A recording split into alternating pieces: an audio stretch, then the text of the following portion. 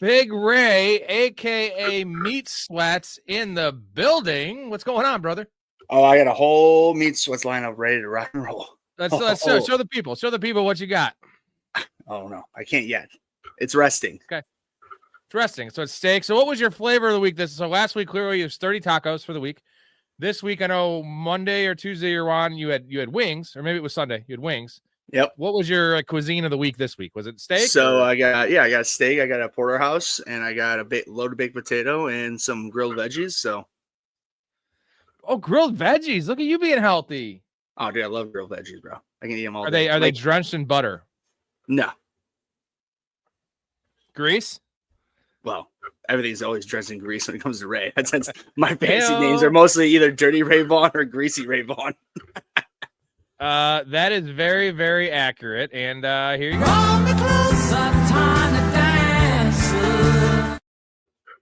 So Kenneth Walker popped up in the injury report. We'll go through a couple news and notes. Pop your questions in. We'll get to everyone's question here in no time. So Kenneth Walker popped up with an ass injury, a glute injury, if you will.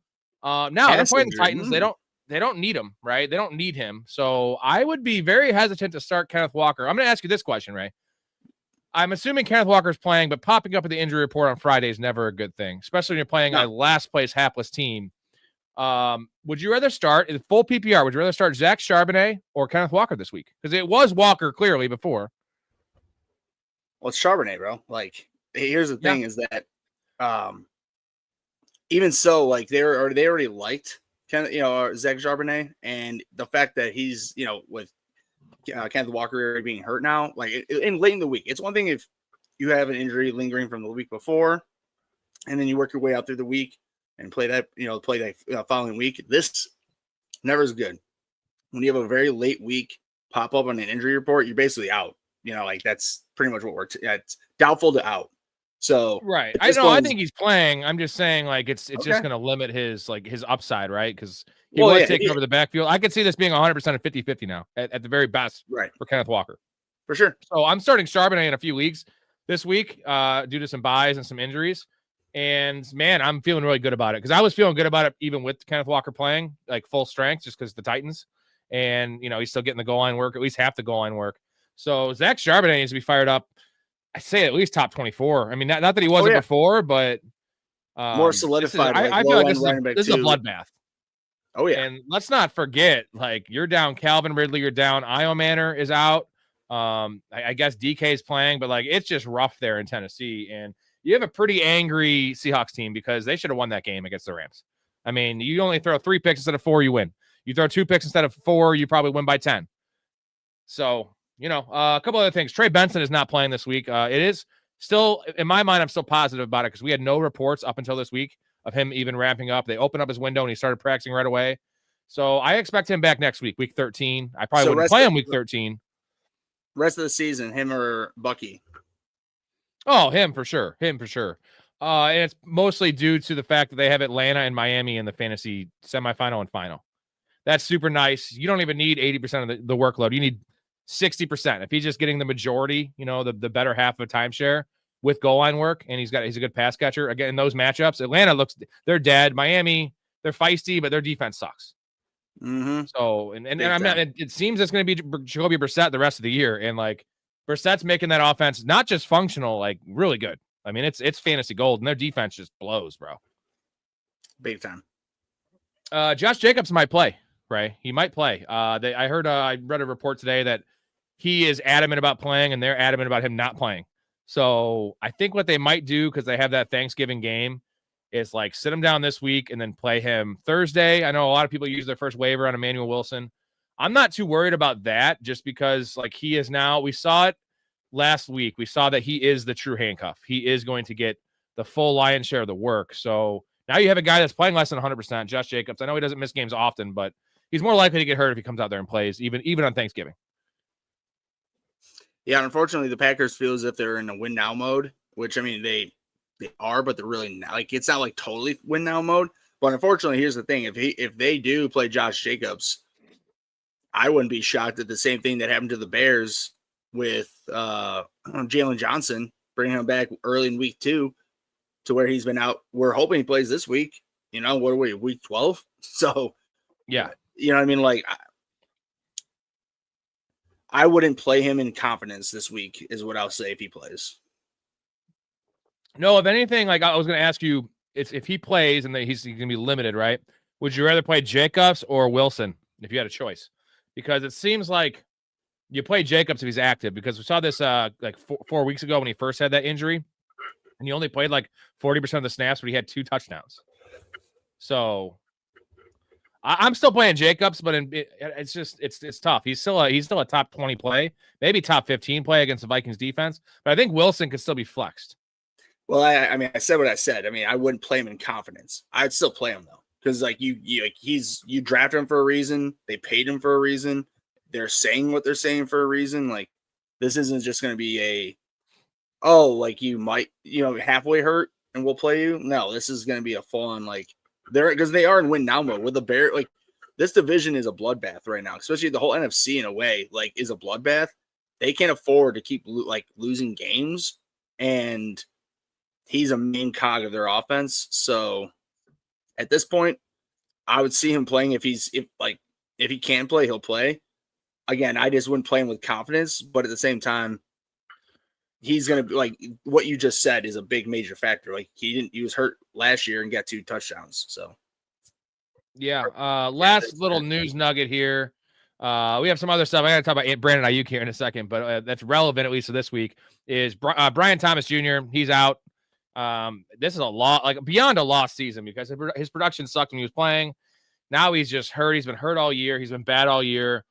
Parker Washington can still be started. I think Jacoby Myers is almost a must start at this point. And then Travis Etienne and Tootin are off the injury report. So I'm curious to see what the shakedown of that backfield, what we saw last week before Tootin hurt his ankle. It was 15 carries, Tootin 12 carries for Etienne. So what do you project that snap share to be? Is it still 60% Etienne in your mind? No. I mean, well, they could do that, but they shouldn't do that.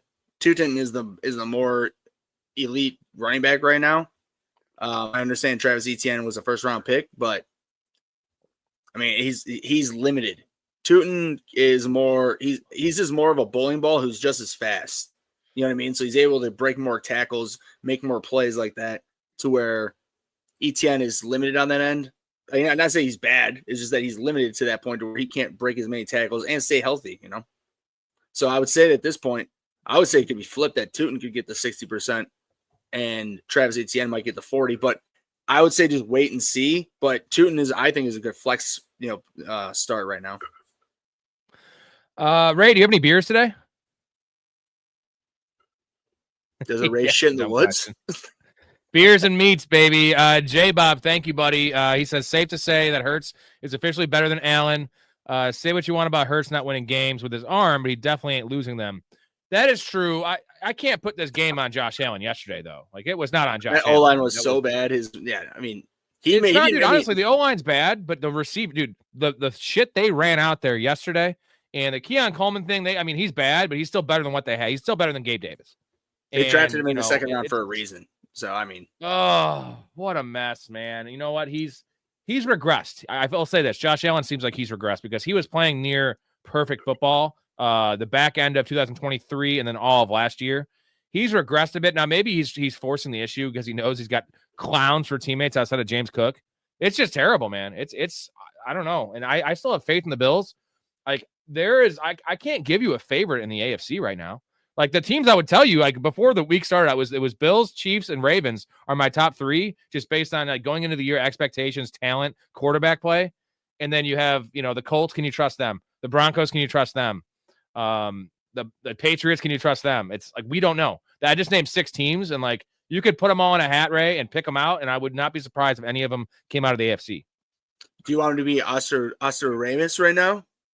Just already tell you what's going to happen? Is that exactly those last 3 teams you just said who have the better records will have better seeds. They'll go into the playoffs, play those other 3 teams, lose, and those 3 teams who are been around and being good for as long as we've known will end up being there. Maybe with one of those teams squeaking through the cracks, but I'm with you because the Colts, dude, when Daniel Jones gets blitzed and he's under pressure, he's not very good right now. And with these other teams, Give me your favorite from the three that are that are for sure in the playoffs, that are gonna win the division. Colts, Patriots, and Broncos. Give me your rank those three. Power ranking. I think I'm gonna go Broncos first, just because that defense. I wouldn't argue with that. Now, here's the thing though, is that J.K. Dobbins is not out for the year. He helped them get them to one of their top rushing, to be what were they, top 3 or whatever. They were one of the top rushing offenses with him. And here's the thing: I believe in Sean Payton. He's clearly a Super Bowl winning coach. He knows what he's doing. It's just that Bo Nix has been so bad 3/4 of pretty much not every game, but almost seems like every game. And in that fourth quarter, he turns it on, makes his fantasy game not seem as bad. And their defense is elite. That's not even questioning, especially when they get Surtain back. That's gonna like beast. Like they'll be okay with that. And I mean, here's the thing: we've watched. I don't even care if the offense is the way that the officiating and the way that the league has made rules to make the offense way better than the defense. When you have that much of an elite defense, it makes such a difference. And I think that I wouldn't say that right now the Broncos, with how the offense is playing, would be able to go as far to like the Super Bowl, but I think they can make it to like the championship game for the AFC. And then with the other two teams, like I said, with the Colts, it all comes down to Daniel Jones, like really, because that offense with JT will be fine. And it also comes down to that defense, because the defense is playing above expected. But when you have JT, so who do you believe out of those two teams? Colts and Patriots, because obviously the Colts have a better team than the Patriots, but the Patriots have Drake May.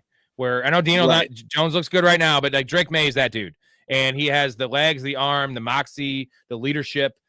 Daniel Jones can turn into a pumpkin. I'm very sure. Like, yes, I can see Drake May throwing 3 picks in a playoff game. I could totally see that, but he's not going to turn into a pumpkin. Second year. That's the thing.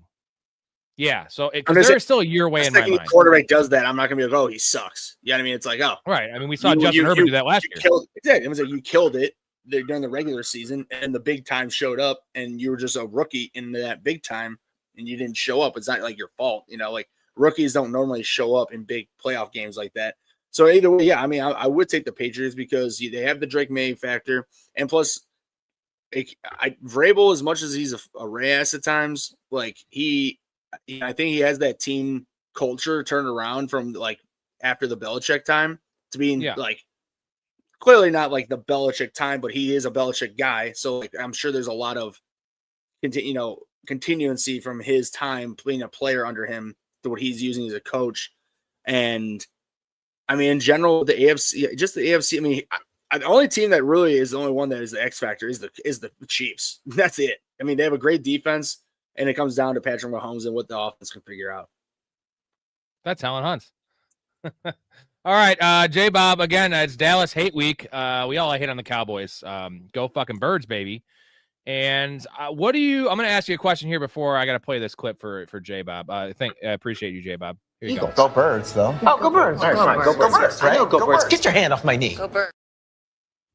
Now, it's only a 3.5-point line, which is scary because it's almost like they're begging you to bet the Eagles. Because I would never bet on Dallas only getting 3.5. But this is a dangerous game. This is kind of a trap game for the Eagles. Now, I know this J-Bob's going to hate me for saying this. The Eagles don't need this game. Like, they don't need any game because also they don't need home field. They don't need a bye. Like, it'd be nice to have. This is the Cowboys season right here. If it was them playing the Bears, it'd be their season. But this is the Eagles. Like, this means a lot to them. They're at home. This is a prime upset spot because we've seen it. We've seen these games, these crazy games. And I was mentioning the Bucs game where you said there's no chance the Bucs are beating the Rams. I think the Bucs beat the Rams this week, and I think there's a 40% chance that the Cowboys beat the Eagles. Now, it wouldn't be a slander on the Eagles because I don't think it matters for the Eagles. I think the Cowboys defense is decent. It's like top 20 now, which doesn't seem like a big upgrade, Ray, but it's a big upgrade from what they were. They were essentially the Bengals before.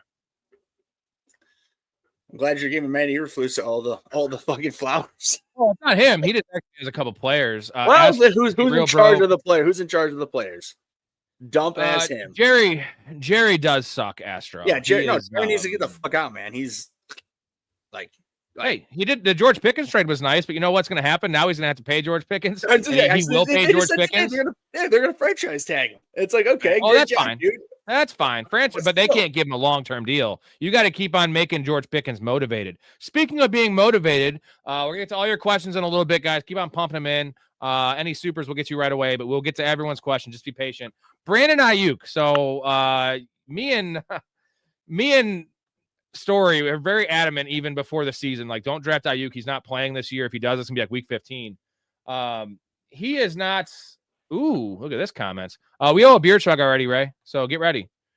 Rob looking jacked in the long sleeve. You know what? This shirt shrunk on me, and actually, it's too small on me and it's too big on my wife. So we kind of share it. We're sharing this shirt. Too big on his wife. Yeah, I kind of like it. Thanks. I'm not jacked at all. I'm just a pretty big dude. I mean, hey, my pants is average. Can we like work on us like giving the people, a professional fanatics calendar? Ooh, like us, like sexy poses, like my pool. Remember my pool pictures of me flexing? But with the dude, we could do a shoot with all of us in my kiddie pool. It'd be awesome.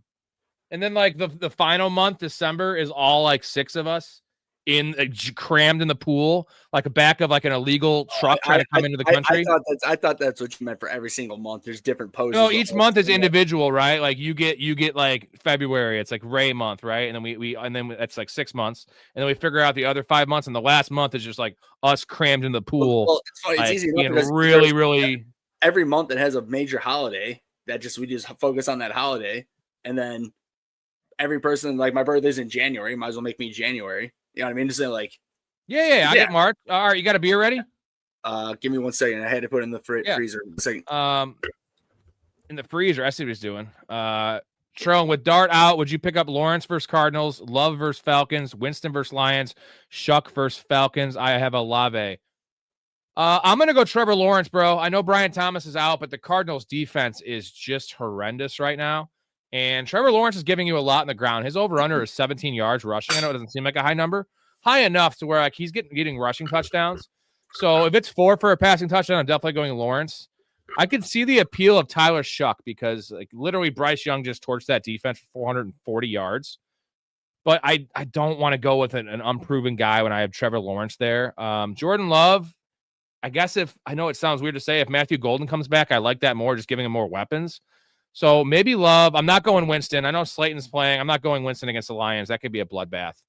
So I'm going to go Lawrence or Love. What's your take, Ray? Give me an answer. Lawrence or Love? Well, did you not hear my face? You couldn't hear me because I put it on mute, but my face was, you said, oh, with Matthew Golden coming back. I'm like, oh, God. Because Matthew Golden sucks, but at least he's a field stretcher, and that's another weapon, right? Because they get nothing from the tight end spot. All I know is that in my Halo group of our chat group, Zavala put out a nice little graphic that involved Matthew Golden with Kevin White of showing first-round picks who lick Ray's balls. And if you're involved in any list, and I'm a diehard Bears fan, with Kevin White, you blow Ray's licking maw. And that's not a good thing. You don't want to do that. And Matthew Golden is well on his way, and I'm pretty happy about it because they wasted a first-round pick. Hey, you know, I'll give him time. I'm not saying he's a bust right now. It's just he's not helping them right now. And they're like, oh, Packers drafted a first-round pick for receiver. Woo! Oh, wow. Astro, Kenneth Walker has an ass injury. It's a glute injury, and it's questionable. We're going to chug this and get to some questions. We're going to get to Brandon Ayuk. Here you go. Let's go.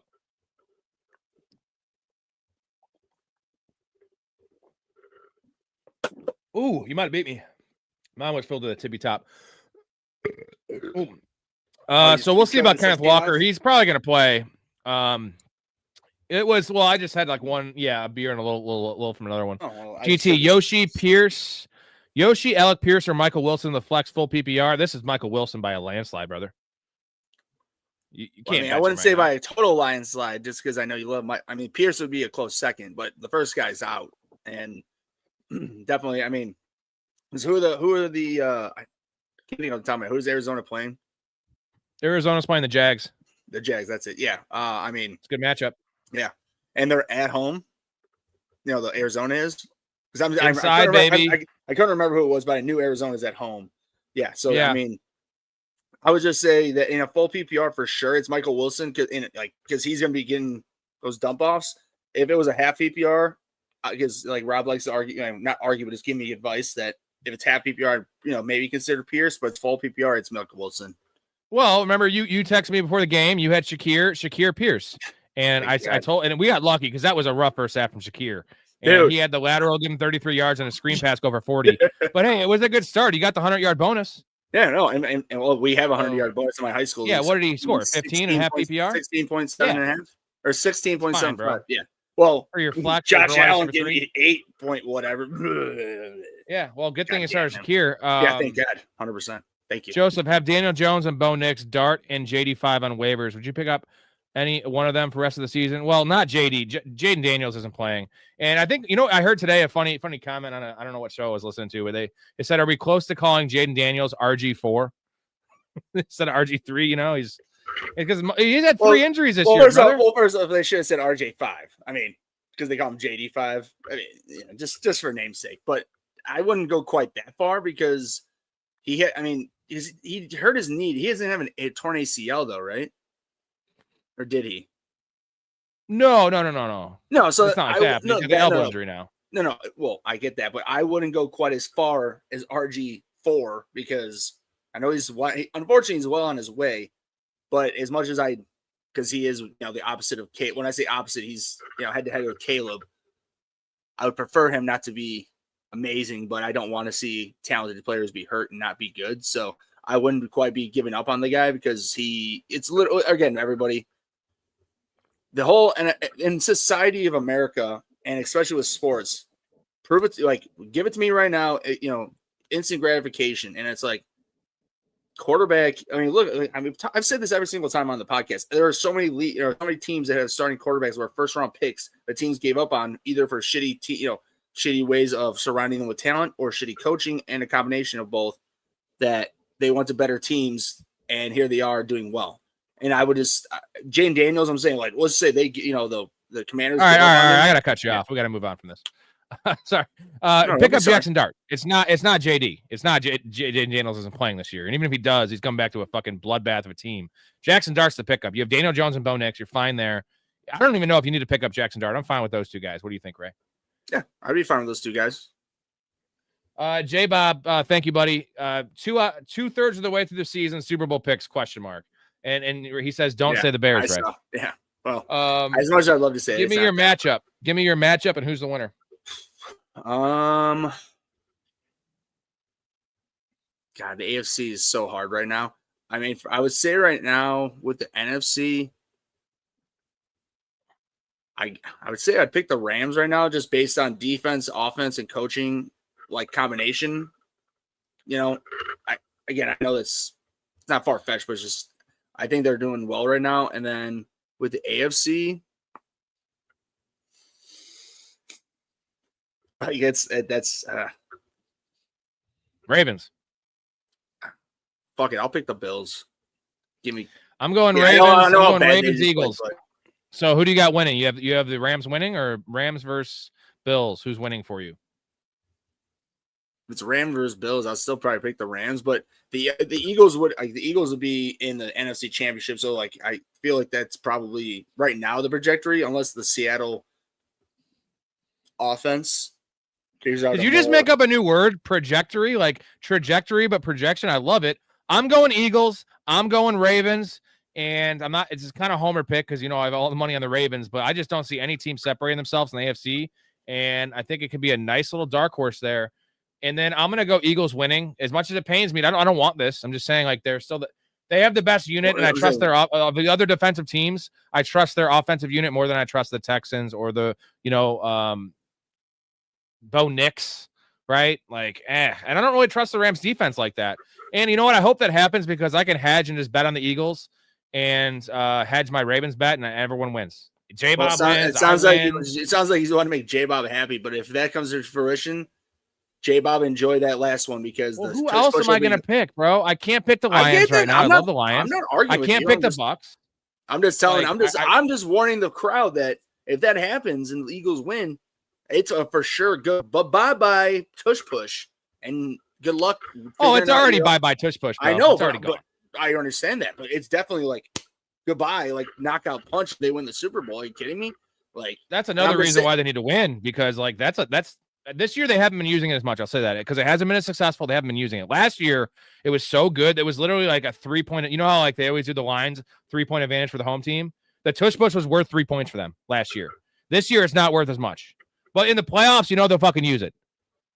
Like, and they get their offensive line's beat to shit right now. So we got to see about that. Jason, J-Bob. What are we eating next Thursday? A bird, brother? He's eating a bird. Go Birds. Go Birds. Go Birds. Go Birds. Get your fucking hand off my knee. And the real question is... Eagles. Go Birds, though. Oh, go Birds. All right, fine. Go Birds. Right? Go Birds. Get your hand off my knee. Go Birds. The real question, Jason, was to ask him, what are the Bears eating next Friday? And that's going to be... the Bears are going to be eating the birds, J-Bob. I hope. Excuse me. I don't think that's going to happen. That's going to be a good test for Caleb because that pass rush is insane. But you know what? Caleb is a guy that can get away from the rush. Where like a quarterback like Jared Goff has no chance against that defense, man. I was saying, if there's a Madden rating, if you and I were putting Madden ratings together, and I was on Caleb, I wouldn't put 100, but he would be a 90 plus for escapability out of the pocket. If there was some Madden rating for that, because it's probably more like not. Yeah, he's crazy with that. Because I think they said he's like, I don't know, he's had so many less sacks, which makes sense because you see this. Red Zone puts on those plays of just him escaping without even making a pass or a completed pass. So yeah. Hetzer, our last question here. We're gonna get to Brandon Ayuk, and then I gotta get Ray's take on Stephen A. Smith, and then we'll get to the intro and we'll get to all your questions. Keep on pumping them in, boys. Are you boys worried about Nico Collins going forward this season or no? I'm not at all, and here's why. He popped up on the injury report on Tuesday. He was clearly playing hurt, and then also had that hit to the chest there in the third quarter, or maybe that was the second quarter. Regardless of that, his snap share was super low. They're rotating everyone. That's not what they do there in Houston traditionally. They're going to get C.J. Stroud back. His number one is Nico Collins. Nico Collins is probably a top 3 red zone receiver in the league. He's very good. They need him. Not worried. He's coming off 3 straight games of like 90-plus yards. So, guys, we have one quick, easy answer to back you up is that Davis Mills is the backup quarterback. Jane Higgins was the second-round pick rookie. So I'm assuming that those two got a lot of work in throughout the offseason and during training camp.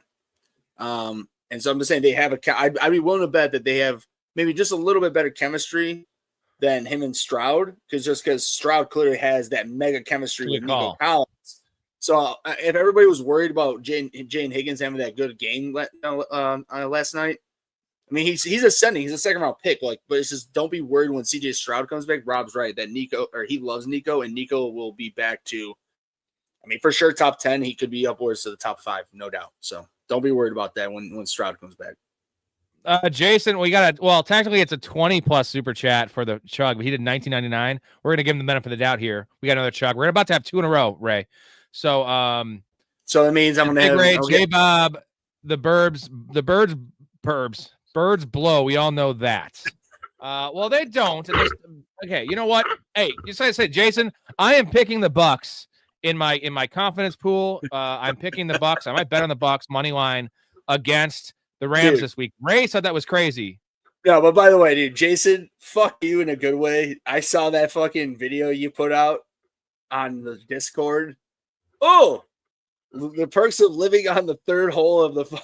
Yeah, and we're sitting here in cold ass weather. Dude, I'm like, I'm with you, Rob. I saw your response. I was like, I thought the same thing. Pissed. I love golf.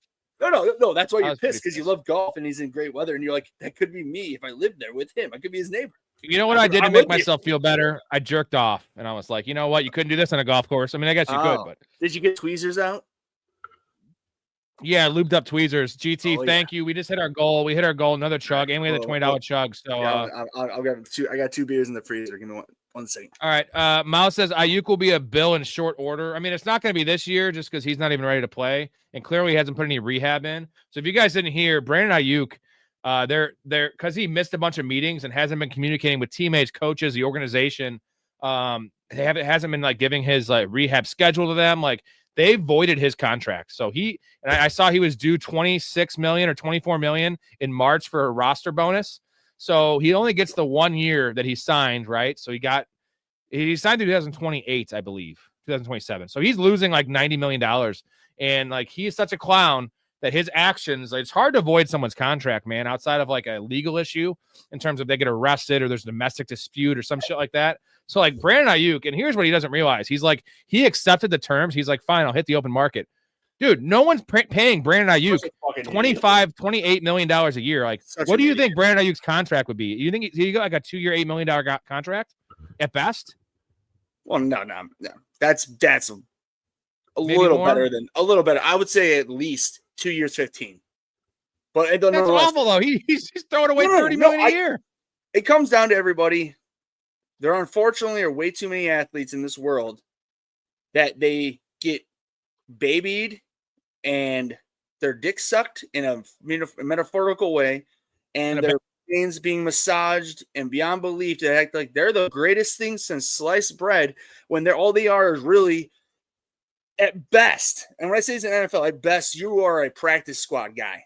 But everybody just imagine if you played any high school sports, the best player that you played with on any sport you played with, you were like, oh my God, that guy's great. Well, in reality, how great was he? Maybe like get to like a third, Division III, like sport or something. Even if it was a top, like a Big Ten, or SEC. I don't even care if it's SEC. Many SEC players don't make the NFL. Pretty much all of them don't. So it's like these guys who make the NFL get it's annoying to me because they get. Mouse says that he was just sick. He wanted out of San Fran so badly. I understand that. If he was making like Le'Veon Bell money, running back money, it's one thing, dude. He's just going to cost himself literally $70 million. He's going to cost himself $70 million. Like, suck it up. And also, here's the thing: is you're part of a winning franchise. I don't care if you don't like Kyle Shanahan. You know what? Have fun on the Raiders, bro. Have fun on the Raiders. You think you're going to like it there? Ask Randy Moss. Exactly. Yes. Ask Randy, bro. Ask Randy Moss. Like, dude, Brandon Ayuk's always been a bum. I always hated Brandon Ayuk. We've been ripping him for multiple years because his one good year was so efficient, and he's a good player. He's a fine player. Well, he's not a burner. He's not a physical player. 4 years, 130 mil or 120 mil, whatever the fuck, 120 mil, 4 years, 120 mil. Are you kidding me? Yeah. And he's just like, oh, I'm so good. Fuck yourself, bro. People, go sell insurance. You know what I mean? Like, the hell are you talking about? He wouldn't show up to work. He'd get fired, bro. All right, you ready for this, Chug? We have another one right after this. We'll wait for a minute. I got to talk to you about Stephen A. Smith. Well, just go ahead and start because I'm pouring it as we speak. All right, here we go. I'm going to do mine, and I can talk while you chug yours. Jeez, what a bitch. Whoa, what does this mean? Big Raiders sound like a Sandusky guy. Is that Sandusky, Ohio from Tommy Boy? Hopefully, because not at all. We hate Jerry Sandusky. He's the most despicable person. Burn in hell, Jerry, as well as all pedos. But like, definitely Jerry Sandusky is the worst. Sandusky, Ohio, good place. That's where Tommy Boy. I love you. Don't even, Rob. He's poking the bear to start something that he doesn't want me to start getting into my feelings about these things. So, well, I just gave my feelings, and they all know my feelings on these. All right, Ray, give me a chug. No, my feelings, because he just attacked me. I don't want to get into my feelings on these things. It will be an unlimited unleash hell.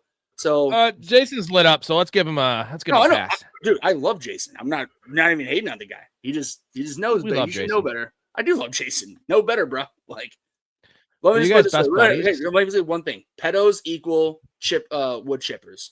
And ooh, yeah, a little Fargo action. All right, you ready to chug yours or no? Tootin or Tucker? Depends on the format. Full PPR, I'm going Tucker. Half PPR, I'm going Tootin. Silver. Ray agrees. Chug agree. Was planning to drop Quentin Johnston. Was planning to drop Quentin Johnston for someone to flex Parker or Tootin full PPR. You know what, Mark? I might go Parker just because there's no Brian Thomas and it's full PPR. I still love me some Parker Washington. He ran the most routes last week. Now it might be evened out now with Jacoby Myers, but who else is there? Like Diami Brown, Brenton Strange is probably not coming back. I'll say this: if Brenton Strange comes back, I will go Tootin in full PPR. If Brenton Strange is out, I will go Parker Washington. Do you agree with that? Yes, but I will say, I guess for the rest of the season, I'd rather have Tootin though, because 100%. He's talking about this week. No, I get that. I know that. I'm agreeing with what you said. I'm saying the rest of the season, I put the other guy, but this week, yeah. I agree. All right. All right. Well, we got to talk about Stephen A. Smith. Did you hear the Stephen A. Smith thing with Drake May? No, please remind me. Well, I'm going to put it up here for you. And we talked about this yesterday. Let's be quick on this just because we already talked about it yesterday. I wanted to get your take on it. This is what Drake May said. So essentially, did you know Cam Newton was on First Take full time? Did you know this? Yes. Yeah, and I've seen it. He's god awful. He's literally Cam Newton and might be if he's not the worst, he's on Mount Rushmore of worst take.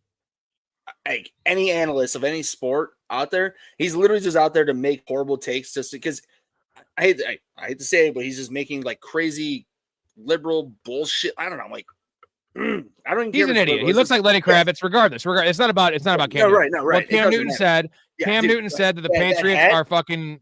Yeah, he's Lenny Kravitz. Yes. Cam Newton essentially said that the Patriots are fool's gold, which is actually what I've been saying, that they're frauds, which is a fine comment. You're allowed to make that comment. And the thing is, on First Take, you don't necessarily believe what they say because it's all clickbait bullshit. Anyways, they asked Drake May about it, and he's like, I didn't hear this. I didn't even know what show Cam Newton was on. He didn't say he doesn't know who Cam Newton is. That would be like a lie.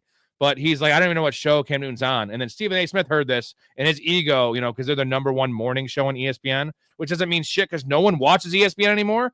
And he's like, he essentially, like, not even essentially, his quote is, Drake May is a liar.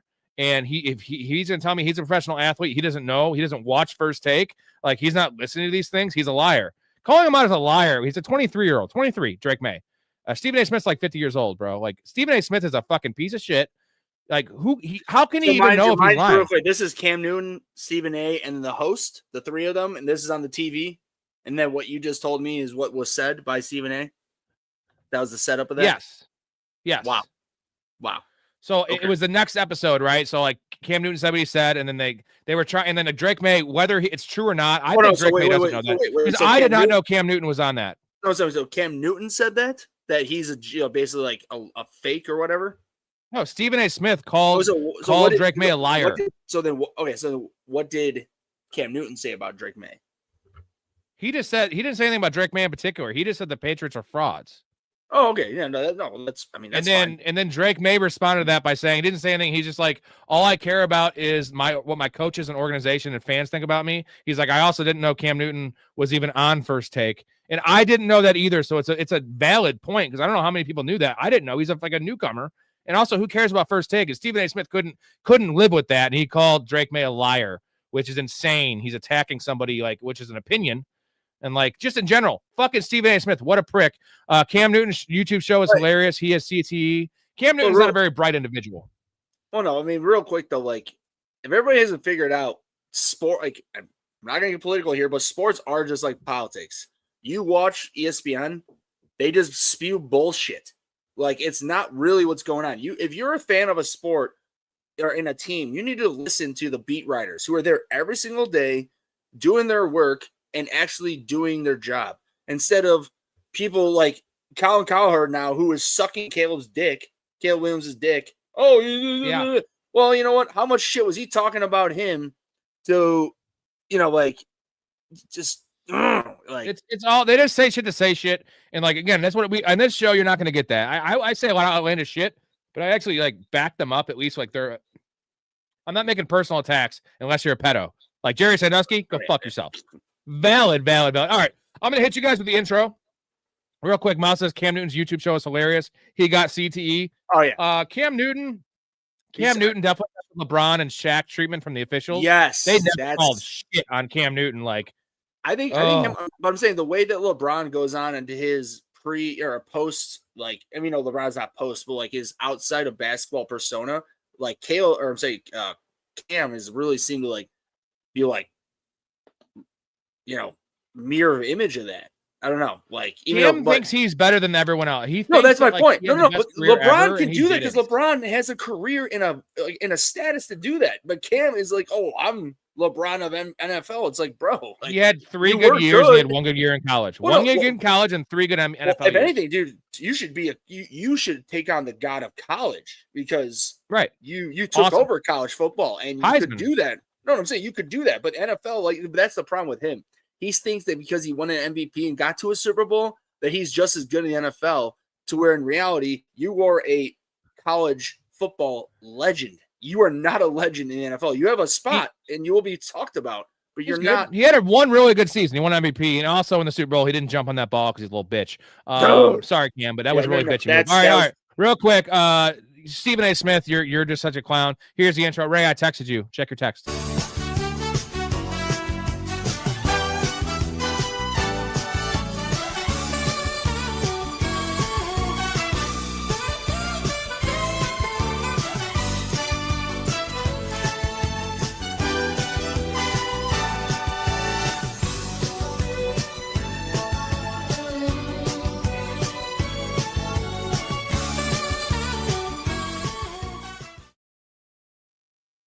All right, we still owe a chug, Ray, and we're going to get to all these comments now. Sorry for the long 40-minute intro.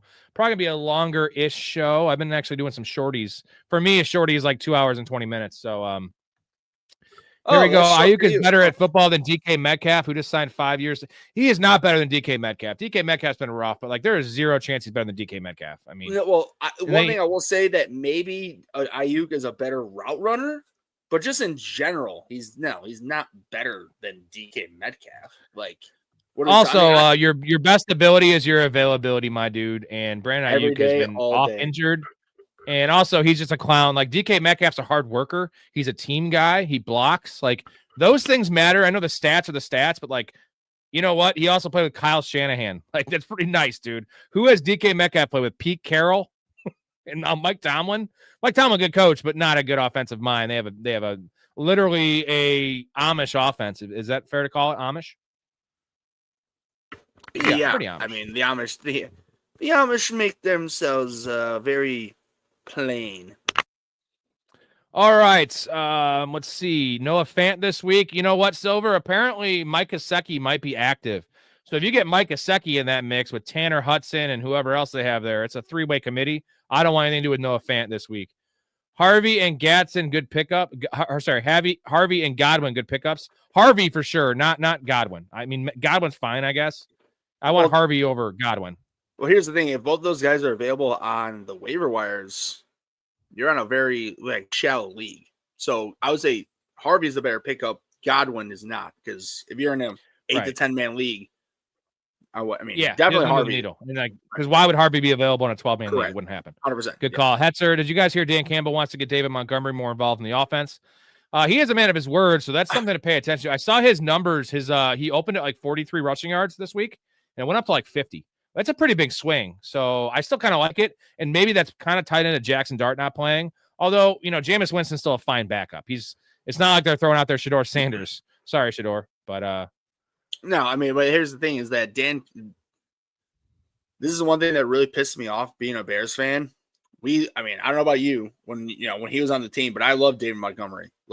And he wasn't I liked other running backs that we grew up with better, but he wasn't bad. Like he was more than above average, and he was more than serviceable. And he's let him go and go to the enemy, and he's gotten better because he's on a better team. He is a Dan Campbell guy. The dude is a stud, hard-headed, hard worker. Run through a brick wall. So I won't be shocked. Yeah, I remember Taj Gibson, hard hat lunch pail from States of King. 100%. That is fucking David Montgomery, bro. Put on your fucking hard hat, grab your lunch pail, get to fucking work. Jason, Big Ray Preach brother. These the Tards don't know ball, brother. Just wait till the list comes out in the next couple of weeks. Whoa, all right, we're not gonna really touch on that one, but Ray knows. Jason, Jason, I'll hit you up on the Discord, bro. Don't worry. Oh God, you guys will be up all night just sexing. Now Jason has a wake up 7 in the morning. I'm guessing he's golfing again. That son of a bitch. Well, it doesn't matter. You guys will be. Jason, we'll just leave that to the Discord. You and I will go on the deep rabbit hole. You guys are kind of like kindred spirit, we bro. Oh yeah, 100%, dude. Me and him, me and him get together. Oh boy, on the golf course. Mark. Howdy, gents. Ever thought about starting earlier to get these East Coasters? Yeah, the weekend shows are always just later. Usually I'm doing something on one of the 2 weekend nights. I like to try to maintain some kind of a life. I try to, but yeah, we've been starting at like 9 or 10 o'clock on most weekdays. I think next year I'm gonna spin it earlier. I'm gonna go to like 8 or 9 p.m. and then weekends would be 10 p.m. Ideally. But here's the thing: is when we started the show, Ray, it was 12 o'clock start time, midnight start time. And it was going from midnight to 3 a.m. So we have made a couple adjustments, I suppose. All right, Tron, we have to chug this beer, and we're also one away from another one, so we can't get too far behind these chugs. Again, I will. We're a man of our words, and when we do these chug fundraisers, as you will. Did anyone just hear that? Did you hear that? What? Did you not hear the beer snap? I heard it. Oh, My okay. tenant has got her. Would you trade Debo for Tyler Warren? Oh yeah, bro. All day and twice on Sunday. Run to the hills, bro. God damn. Fuck yeah, do that. Are you kidding me? Oh my god. Oh my god. Oh my god. Oh my god. Jesus Christ. Oh my god. Oh god. hills. Mouse says, "Oh no, not you two." First the Bucks fan, and now this. I don't. I'll just say this. Obviously, Ray knows my opinion. Not to get too political. Religion, political. I don't care. Like, I don't care if you're hardcore or you don't care. I respect everyone's opinion. That's the point. I respect it, and I'm all for debate as long as it's respectful debate. Right? You're allowed to have your opinion. I'm allowed to have mine. I'm allowed to care. Or I'm allowed to not care. You're allowed to care. I just don't like in between friends, families, especially, and that's what ends up happening. That's the only problem with this. Especially religion, man. Religion is supposed to be very positive, so let's keep it positive. Right? Well, more importantly, honestly, everybody, like seriously, I give every single person the same exact opportunity until you change my mind. I don't care what you like, any background, anything you are. I don't care. Just give me the same respect that I give you, and I don't give a shit. It's just until people change my mind. The key word is respect, right? We can all respect each other and our beliefs as human beings. All right, Ray, let's go. Let's chug this up. When in doubt, pinky out. Oh shit! I don't think I'll make 3 hours tonight. Hatcher says, doesn't seem like Josh Allen has a clear wide receiver one he trusts. He doesn't even have a wide receiver three. Well, I'll give Shakira like a low wide receiver 2, but in reality, he would be a perfect slot high end wide receiver 3.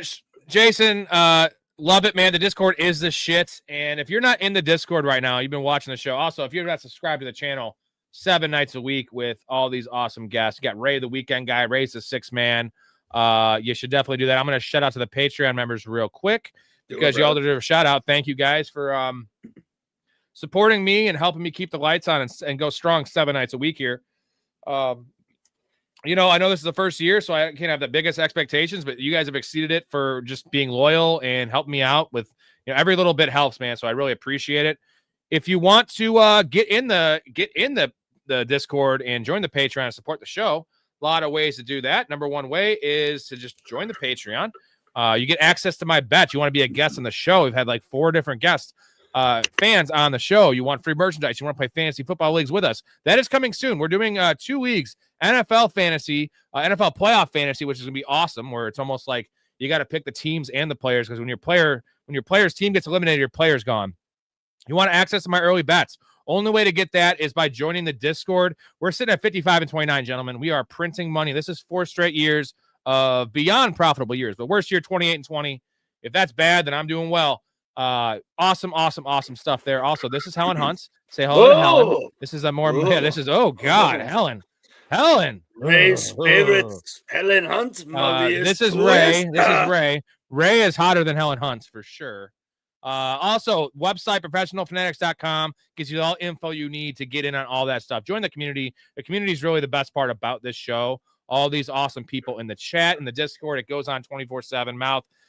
They had a good meeting today. The world lived. Is that I don't know anything about that, but the government shutdown, is that over now, Ray? Is that over? Oh yeah, has been over, right? Okay, good. Fanning or Otten this week? Fanning or Otten this week? It's Otten for me. Young Jedi. Njoku's playing. Yeah, it's Otten then for sure. I mean, yeah, it would be a no-brainer, for Fanning if Njoku wasn't playing. But yeah, Otten. I would pick up Jacoby Myers. Oh yeah, I'm not feeling too great about it, but it's definitely worth. But Ray, how's your steak going? Well, it's marinating, Ray. GT, don't you worry. Ray will be slicing and dicing soon enough. We got Mills Mafia. You know what? Davis Mills has played really, really well. Last bench spot, Sharps or Pearsall. I'll give you this, man. I prefer Sharps because I think the running backs have the higher upside. But if you're really thin at wide receiver, and let's say you have Bijan and you have JT and you have a Breece Hall. Oh, real quick. I don't need the backup. Can we give an example for me in XFL? I have Bijan, Kyren Williams, Pacheco, Hunt, and Benson, I would be picking up Pearsall. I have so many running backs, but if I didn't have the Chiefs running backs and I just had Bijan, Kyren Williams, and Benson, I'd be picking up Shards to back that up. But if you have any other backups to be, to like, because here's the thing, everybody. Right. Brock Purdy really does. He's been getting to he started to really like Pearsall. I mean, am I wrong? Rob? I mean, yeah. It seemed like and the news of Ayuk's not coming back, so now you have no Ayuk.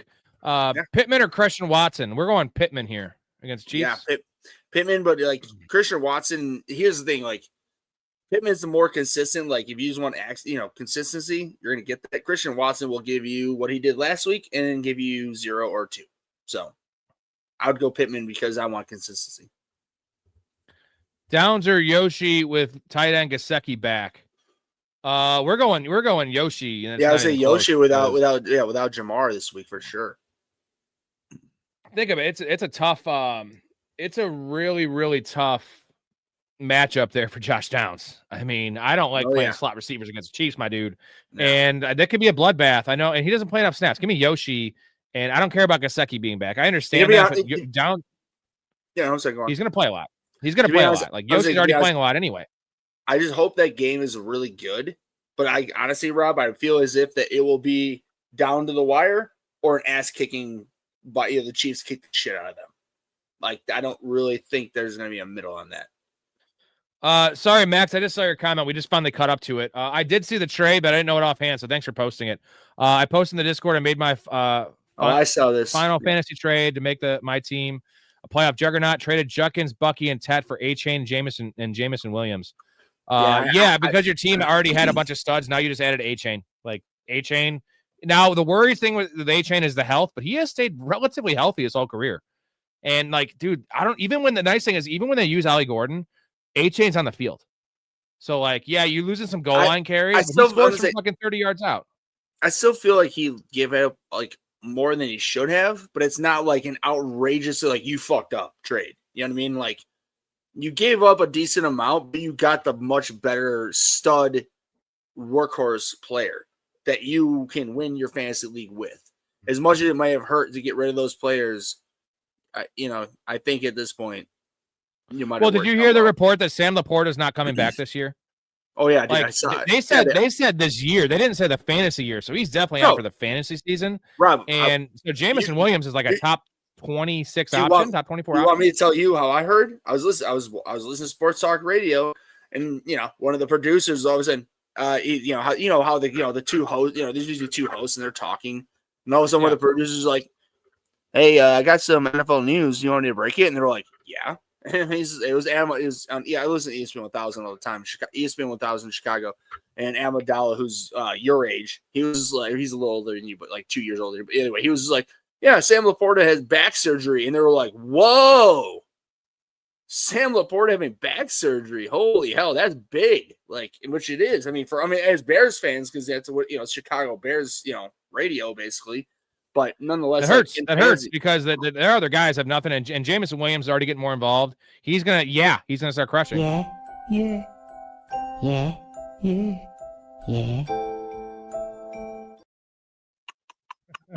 fucking love that. Michael Jackson on South Park right there.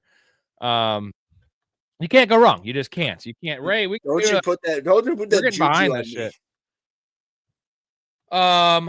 Let's see. We are here we go. Everyone, just so you know, Mouth South is the proprietor and the co-host of Downtown Sports. Link is in the description. Check that out. Every Tuesday, they're doing about a 2-hour episode. It's more NFL driven than fantasy driven, but a great show. Downtown Sports on 23 platforms, everything but YouTube, essentially. Check them out. Mouth and Beast do a great job. It's very entertaining. Hey, you learn a lot, and they pick the games right. Haven't you ever heard of Kisses Mouth? Yeah, Kisses Mouth. Upset of the week. Cowboys beating Philly this week. Sorry, J-Bob. Cowboys offense clicking. Eagles offense needs to get together. By the way, believe in San Francisco. I believe in San Francisco's San Francisco's offense, not their defense, bro. Their defense is literally patchwork. And Robert Saleh is very good, but they have no pass rush. Did you see that Jacoby Brissett had got zero? He had got sacked 0 times. He dropped back 60 times. Passing, dude. Yeah, but 0 sacks, dude. Like, that's unreal. Like, when the game script says that they're going to pass, like, you could not come out of that game with 0 sacks. That's unheard of, and they're in trouble. The Bears defense would not have 0 sacks on a game script like that. And they have a bad defensive front when it comes to passing. Good call from J-Bob. It doesn't matter, because it doesn't matter. That's the reason why the Cowboys could be the pick, is because it doesn't matter for you guys. It matters for the Cowboys, and he says we always split with the Cowgirls. That's true. Charbs has way more value if Tiny Dancer goes down. Yeah, and the thing is, they need to save Tiny Dancer. So, Ray, you're going to start Charbonnet over Tiny Dancer if you have them both in full PPR. I mean,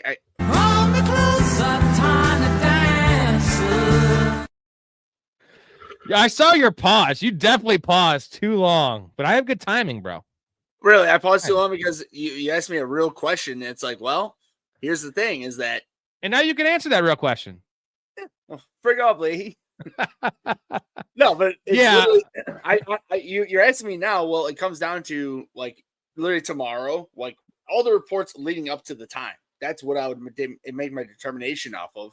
Right now in a vacuum, I guess I'd go 50-50, but in reality, it seems like it's probably going to end up being 60-40 Charbonnet because if, and like Rob has said, it may be that Charbonnet, no, fuck it. I'll say 60-40 Charbonnet. I'll be done with it. That's crazy to say, but I believe it because they got to keep Kenneth Walker healthy. They don't want to fuck around this game and get him hurt because they could fuck around this game and get the dub. You know what I mean? And or they play him and he blows his knee out or tears his Achilles, and all of a sudden, Charbonnet and he won't be dancing very much there.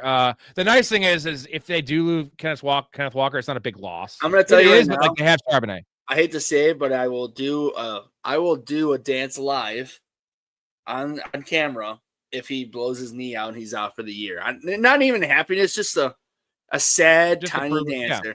Yeah, just a sad, because that's what we'll do. It'll be like a sad. We don't celebrate injuries like the counselor. Well, Art says Dak or Purdy. I'm going Purdy. I'm sorry. Like, as much as we think the Cowboys have a chance to win this week, I'm not starting anyone against the fucking not any quarterback against the Eagles. Pick 2: Devonta Smith, Metcalf, Trey Tucker, and Dubs. I'm just going to go with the top 2 because they're stud players. Yeah, I mean, honestly, I'm with Rob. Trey Tucker has the Browns too. I don't like that. No. Like, the receivers is the first 2. That's, in my eyes, that's not even in question. I mean, not to be mean, but just that don't overthink it is what I'm getting at. And then your quarterback question, I'm still going Purdy because look at what happened last. I mean, the guy is talented. I mean, I can't believe it, to be honest, being Mr. Can't even say it. Last pick in the draft. Yeah, we're gonna move on. Irrelevant. ETN or Judkins in PPR. I'm going Judkins. I ain't fucking with ETN. Yeah, Tootin is too much involved right now. There's nobody involved. The Raiders. I want to talk to Samson. That mood. Yeah, we want to talk to Samson. There he is. I want to talk to Samson. Climbing to the moon like that bitch Alice Cram.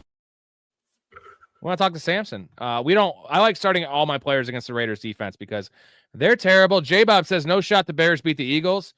Give me a realistic non-homer pick, percentage-wise, that the Bears can beat the Eagles. Is it 33%? Is it 25%? Is it 40%?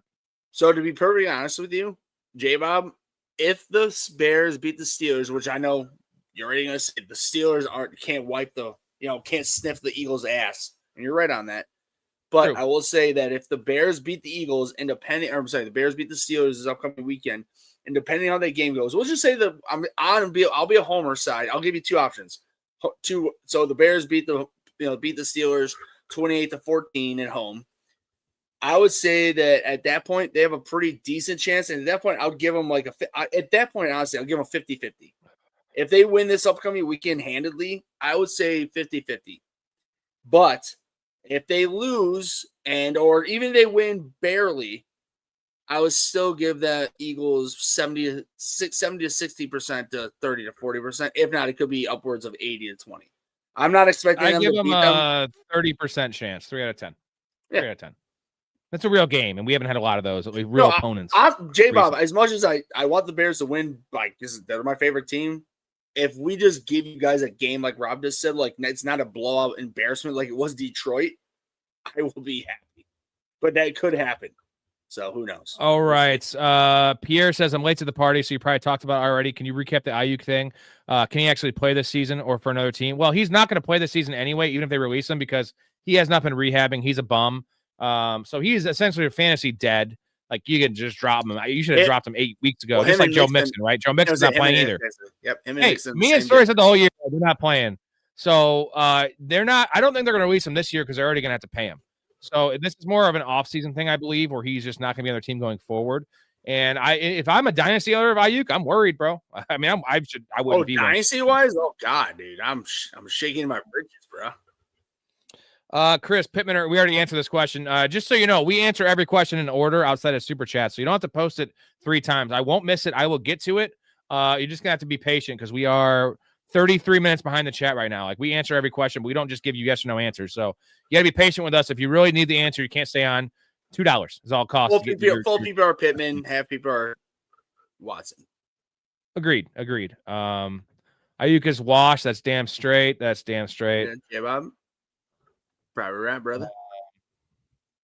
Stupid question, but Jameson Williams versus the Giants or Alec Pierce versus KC. We're starting JMO. JMO's pretty much a must start right now until further notice. Yeah. Can't agree. I can't disagree with that. I don't think he's a free agent. They didn't release him yet. They're just voiding his contract. I guess it is releasing him, but yeah.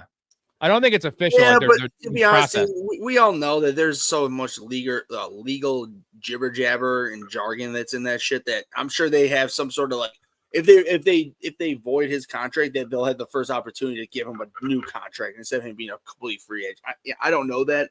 I'm just assuming there's some sort of bullshit. That's why they'd be willing to like void his contract and just renegotiate it up front, you know. Would you trade? So Mark has a really good running back room. He's got James Cook, Judkins, Benson, Charbonnet, Harvey, Brian Robinson Jr. And he's wanting to trade James Cook for Justin Jefferson.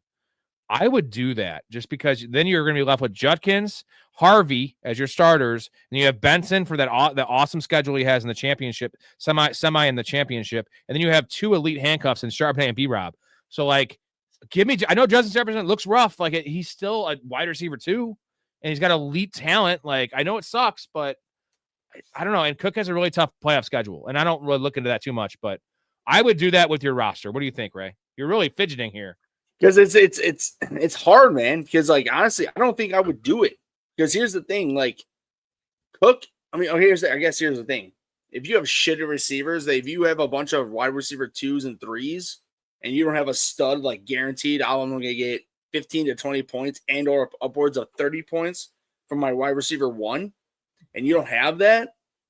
But here's the difference. I'm guessing that because Cook is your guy on that right now. I'm saying that in my eyes, like that's what Cook is for you. I'm fine with going with Judkins and Harvey and then Benson when he comes back. Like, you have too many running backs, and if you're, I would rather start Harvey as my RB2. I have him. I know. I have him in your okay, then you have Benson, but then you have Benson. You have Benson as a fallback plan. If your wide receiver 3 right now is... Hey, you were a guy that we talked about coming back from injury. I'm saying I'm playing devil's advocate. I'm not disagreeing with you. I really understand this. I'm just playing devil's advocate. You did say the other day when I was on with you that when Trey Benson, can't remember what, it was God damn it. I'm sorry. I was playing devil's advocate, but it was a running back that was hurt, and you're just saying like, oh, it was Hampton. And you said, would I trust him as a starting running back when he came back would be most likely playoff time? I'm thinking the same difference, man. It's like, it's just. Hold on. He's got Chase, Pickens, and Yoshi. That's all he has on his roster, bro. Yeah. Two good ones. And then, you have to do the trade. You have all the running back depth. Like, you're also buying low on Justin Jefferson. Well, you're doing that. Well, and more importantly, you are now going to have Justin Jefferson, Chase, and Pickens, along with those other 3, and all the whole stable that you can just at that point. Unfortunately, when you do this trade, you're going to have a absolute stud receiving core. You will just have to do the best possible way of managing of the matchups with your running backs going forward. Well, no, it's whoever's starting, right? Because he has Trey league Benson's winners. definitely got when he's Brian hurt, Brian Robinson's a league winner. Charbonnet's a league winner if they have the starting role 1 or 2 weeks. You can piecemeal it together. You have Harvey. Harvey's fine. He's an RB2. He's fine. I hate Harvey, but he's still fine. I'm comfortable with the workload on the offense. Oh yeah, no, right now, yeah. Like I'm 100%. fine with like those things. And like, J.K. Dobbins rather out for the year. hit. He's definitely like a guy. It's just that it was week 1. I mean, I told you have fucking what's his name, McLaughlin, and he technically had a little. But it's like we know what's going to happen. Harvey's a second round pick. Fine, like you're fine. Oh yeah, Charbonnet, even with Kenneth Walker playing, Charbonnet scores touchdowns. I don't care. It's full PPR. Now you have one of the best receiving rooms in the league. So I'm totally good with that one. Good with that one. Ayuk is better than Debo. Butterhand, Samuels. Well, he's not better than Debo. Like Debo has had multiple like all pro years. So he's doing it right now with nobody. So no. Yeah. Sorry. I'm sorry. No, I'm not a big Debo fan. I don't think he's a real receiver, but like I had Debo 1 year and I've never liked him just because I like availability. He's never available. But when he's available, the dude's a stud. Like I'm never gonna argue. Ray, we got to chug. We got a chug to do here. 2 flex spots, full PPR, Bowers and Stafford / Goff. I want to put 2 more beers in my freezer. Give me 1 second. Yeah. 2 flex spots, full PPR, Bowers and Stafford / Goff. I'm trying to think what you're asking, Mark. If I had to start, you're talking about the rest of his team. You're talking about the rest of your team. Yeah, you got to do that, Mark. You got to do it. I know the thing is, it's a little bit risky, I guess, but like, do you want to stream? Would you rather stream wide receiver 3, or would you rather have to like play Charbonnet and Trey Benson in your RB2 slot, or Harvey? Like those guys are much more viable than Yoshi rest of the season. And there's not a lot of receivers available, and you have the horses at running back. Literally, if Brian Robinson or Charbonnet is starting a game or 2 in the fantasy playoffs, you're winning the league, because now you have your RB2 or your flex spot is a top 12 running back. So I'm all for that trade, man. I fucking love it. I absolutely. Plus, tell them why the only reason you're afraid of my team is because of that exact reason. I have a lot of backup running backs, which are now RJ Harvey, Trayvon Henderson. Right, and you had the receivers, right? Well, yeah, I got JSN, Monzane Brown, and Emeka Egbugba. How is it? And you got to give credit to this rookie sensation wide receiver out of Ohio State, Emeka Egbegbu.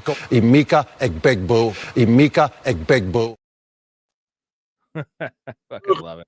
I just want to shout out Dave Brainerd in our Halo, group chat.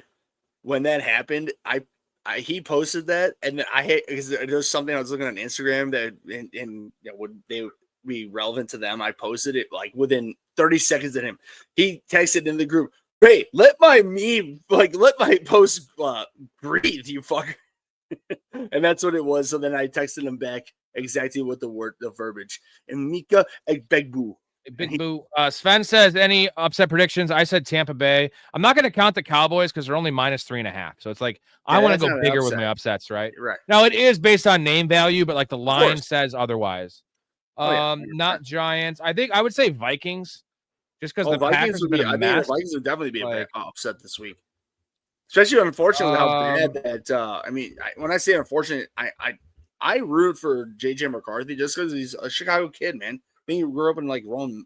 I don't know, whatever. Can we just? I think the Panthers have a chance to beat the Niners, but can we just say how bad it's gotten for the Falcons? Now that they're on the road in New Orleans, they are not even favorites in this game. If you're an underdog to a team that's tanking for another, like, dude, what? They traded their first round pick in the draft. Like, what's going on with the Falcons? That's wild stuff, man. Well, do you really want the actual answer that Ray knows? Like. And when I say this, I'm not being condescending. Like, I know what happened, and now it's now worked itself out to be shit. And do you really want to know what happened and why this happened? Why? One name, Ryan Pace. Not a fan. You know why? No, real quick. I'm sorry. He became head of director of scouting, and then became director of personnel. And that's when that year, before the draft, that offseason, they made him director of personnel or something, like some higher level of that. Like, and then that's when they fucking panicked. Z-Max, Sandusky, Ohio, the birthplace of Hall of Famer Orlando Pace. What a bomber Orlando Pace was. What a guy. He was awesome. See, he was awesome. one of the greatest offensive tackles of all time. I would put him on my. You know what? Mount People don't realize, like the greatest show on turf. Everyone talks about Warner and Marshall Falk. That O-line was elite. Like, dude, that doesn't work without him. Nick, thank you, brother.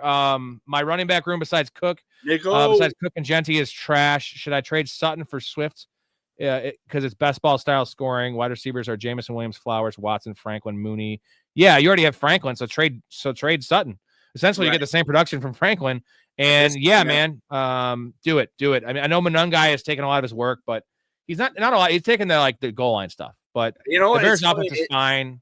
Well, it's funny because it seems like Ben Johnson, when Swift is healthy, even though he was probably one of the voices to out him in Detroit to get in Gibbs and Montgomery, because Swift was the running back. If people don't remember, the running backs was what was the other Williams name that went to New Orleans? What was the other running back from the Lions that went to Damian New Orleans? Williams? Yeah, him. I'm saying that was Jamal Williams. No, Jamal Williams. Yeah, it was Jamal Williams and God damn, I just said so. Whatever. It doesn't matter. Either way, yeah, just fuck him. Jason, Big Ray needs to do a Battle Royale Warzone. You don't play Warzone, do you? I mean, I'll play whatever, man. I play Blackout. I play Blackout still. Jason, I got you, bro. I'll download and we'll ray on. Yeah.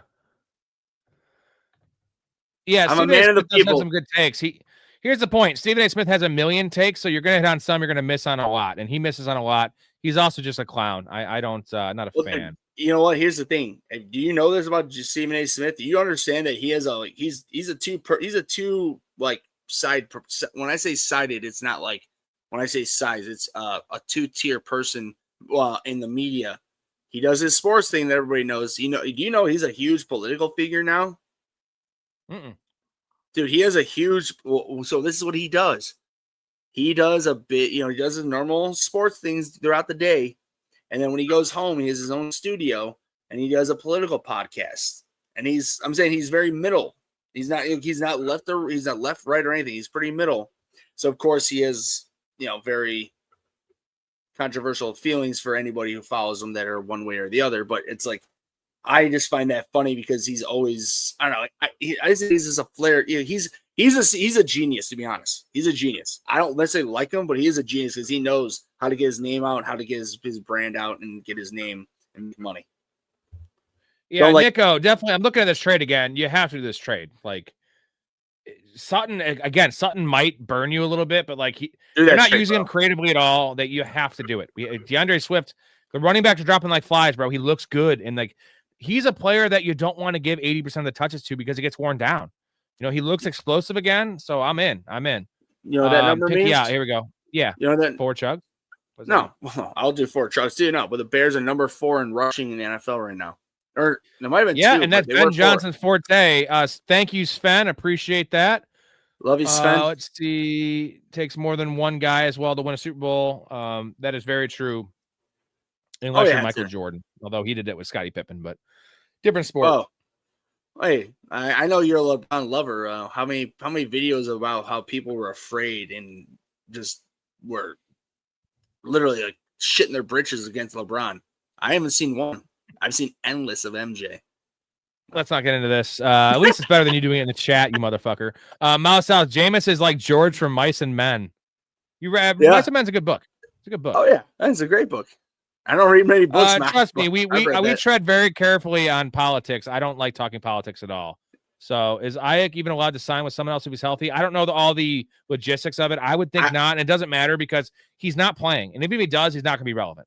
Well, here's the thing. He's healthy next year. So, yes, he will be able to sign with somebody else. But right now, he's not healthy. And no, he won't be signing with anybody else because he's not healthy. And he's a 4-year, $120 million contract. So, nope. Respect my authority. Yeah.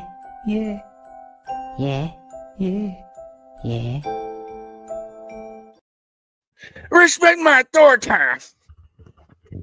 Oh God, South Park's great. All right, you ready for this chug, Ray? He's a daughter. Here we go. Pinky out, as he says. I don't do it, but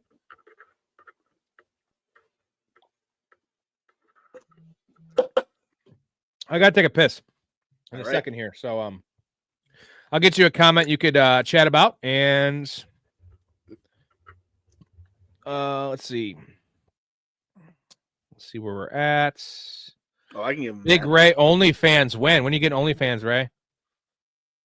I mean, that's what you're looking for. I mean, unfortunately, OnlyFans. I mean, I could be making my meat sweats, and you could be paying for me watching me making meat sweats.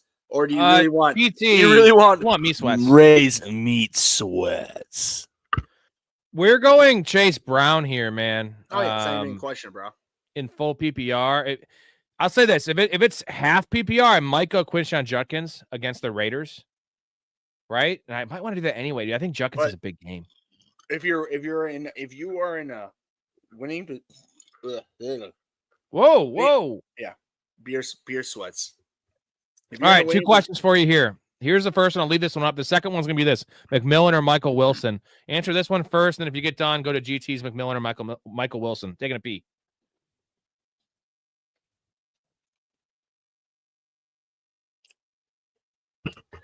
All right, Sev. So I would be going JMO, the first one. Right now, he's a pretty much must start.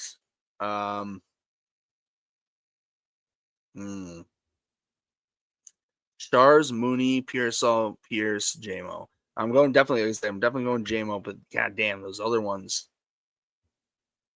If Pearsall starts and he's healthy, I would go Pearsall because again, I have Brock Purdy and Rob's me and Rob are in 2 leagues together, and one of his leagues that I'm in, it's a pretty deep league. It's a super flex. I have Purdy I picked him as one of my quarterbacks to start, and I've kept him all year, while he's been hurt, to make sure I have him.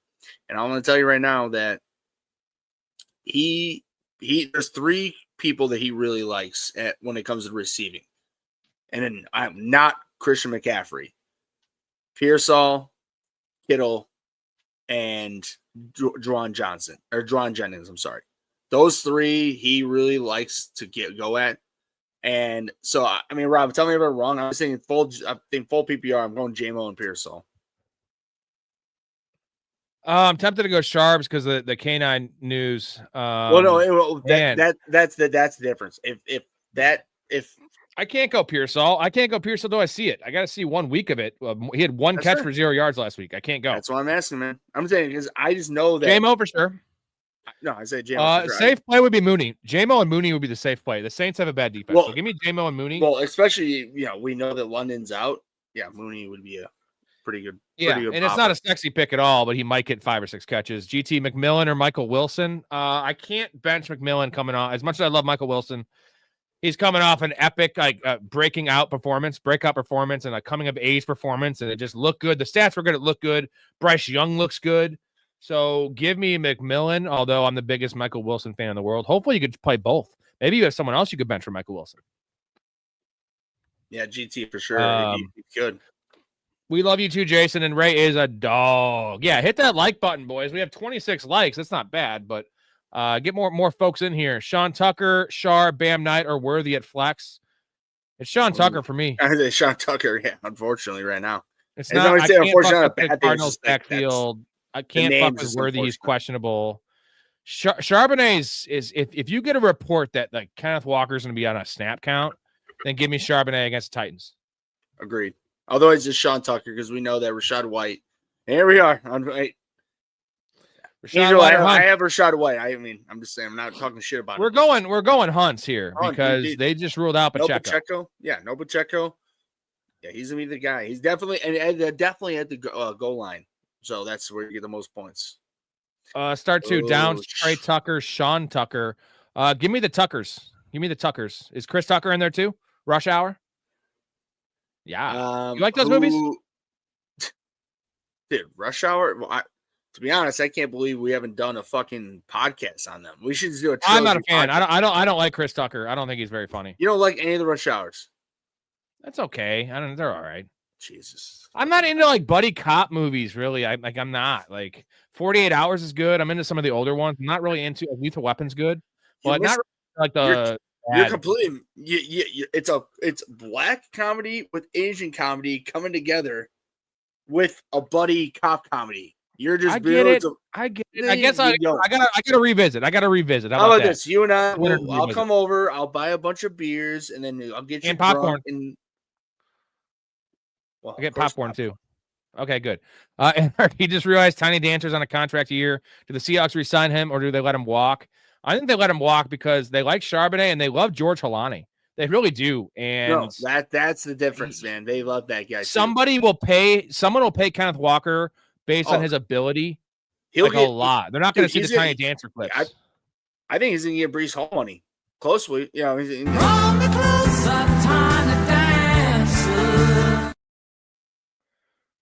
I can't wait to watch him Tiny Dancing somewhere else. You know what would be a good team for him? The Chiefs. We get him on the Chiefs. That'd be fun. Oh my God. The John Devoto, Bears have a few linebackers out or no. Well, I'll tell you this much. Their secondary is about to get a whole lot healthier here, whether it's this week or next week. And we've been playing with literally bums out there. And this is very exciting stuff, right?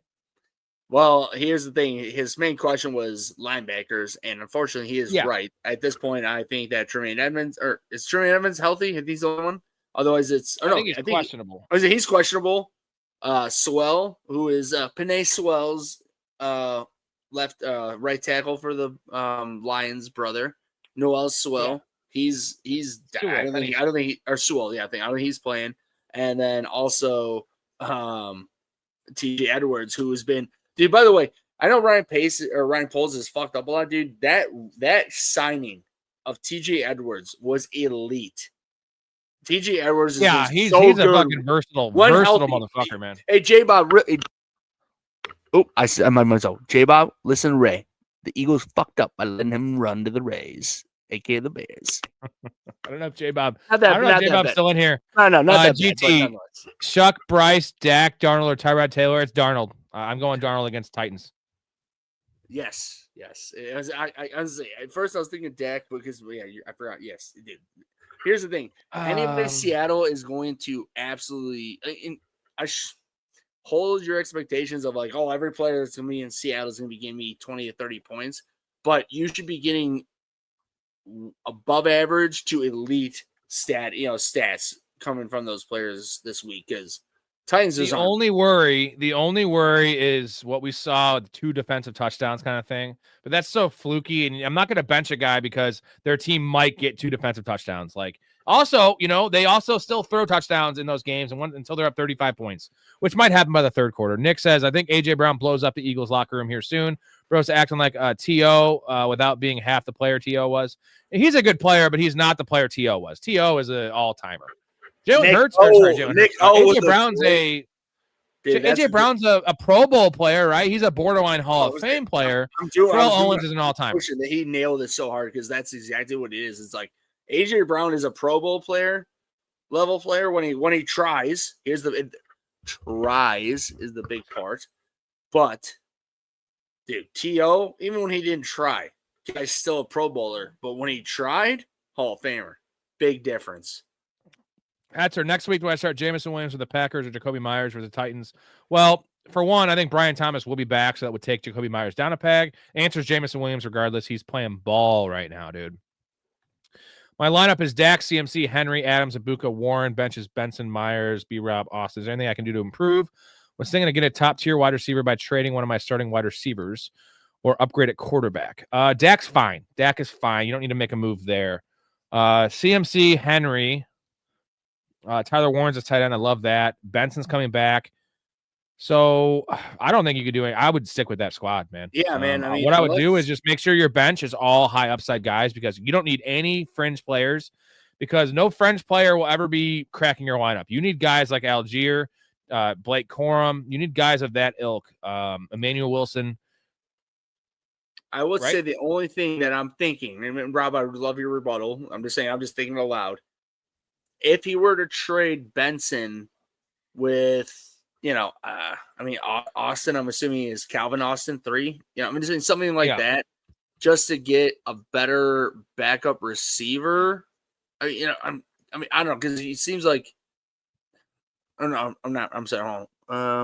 He's got Adams and Buka. Yeah, you might need a receiver. So That's the only thing I'm thinking. Like, how you want to determine how you get a little receiver bump versus a backup.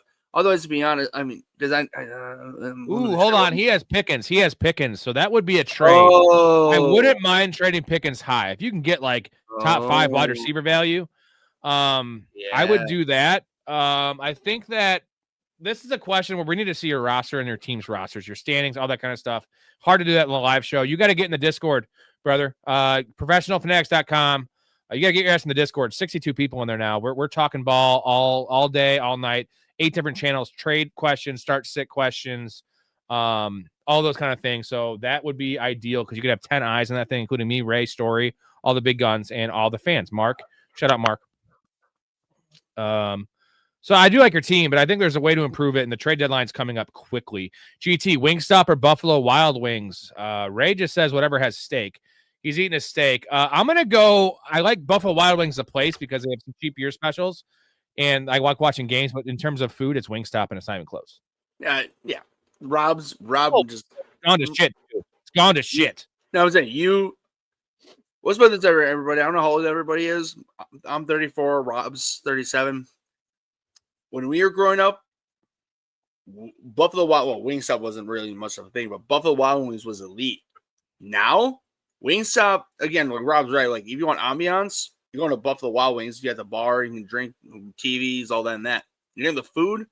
I get Big Ray gets Wingstop every fucking Sunday, boys. It's for the Bears. It's just tradition.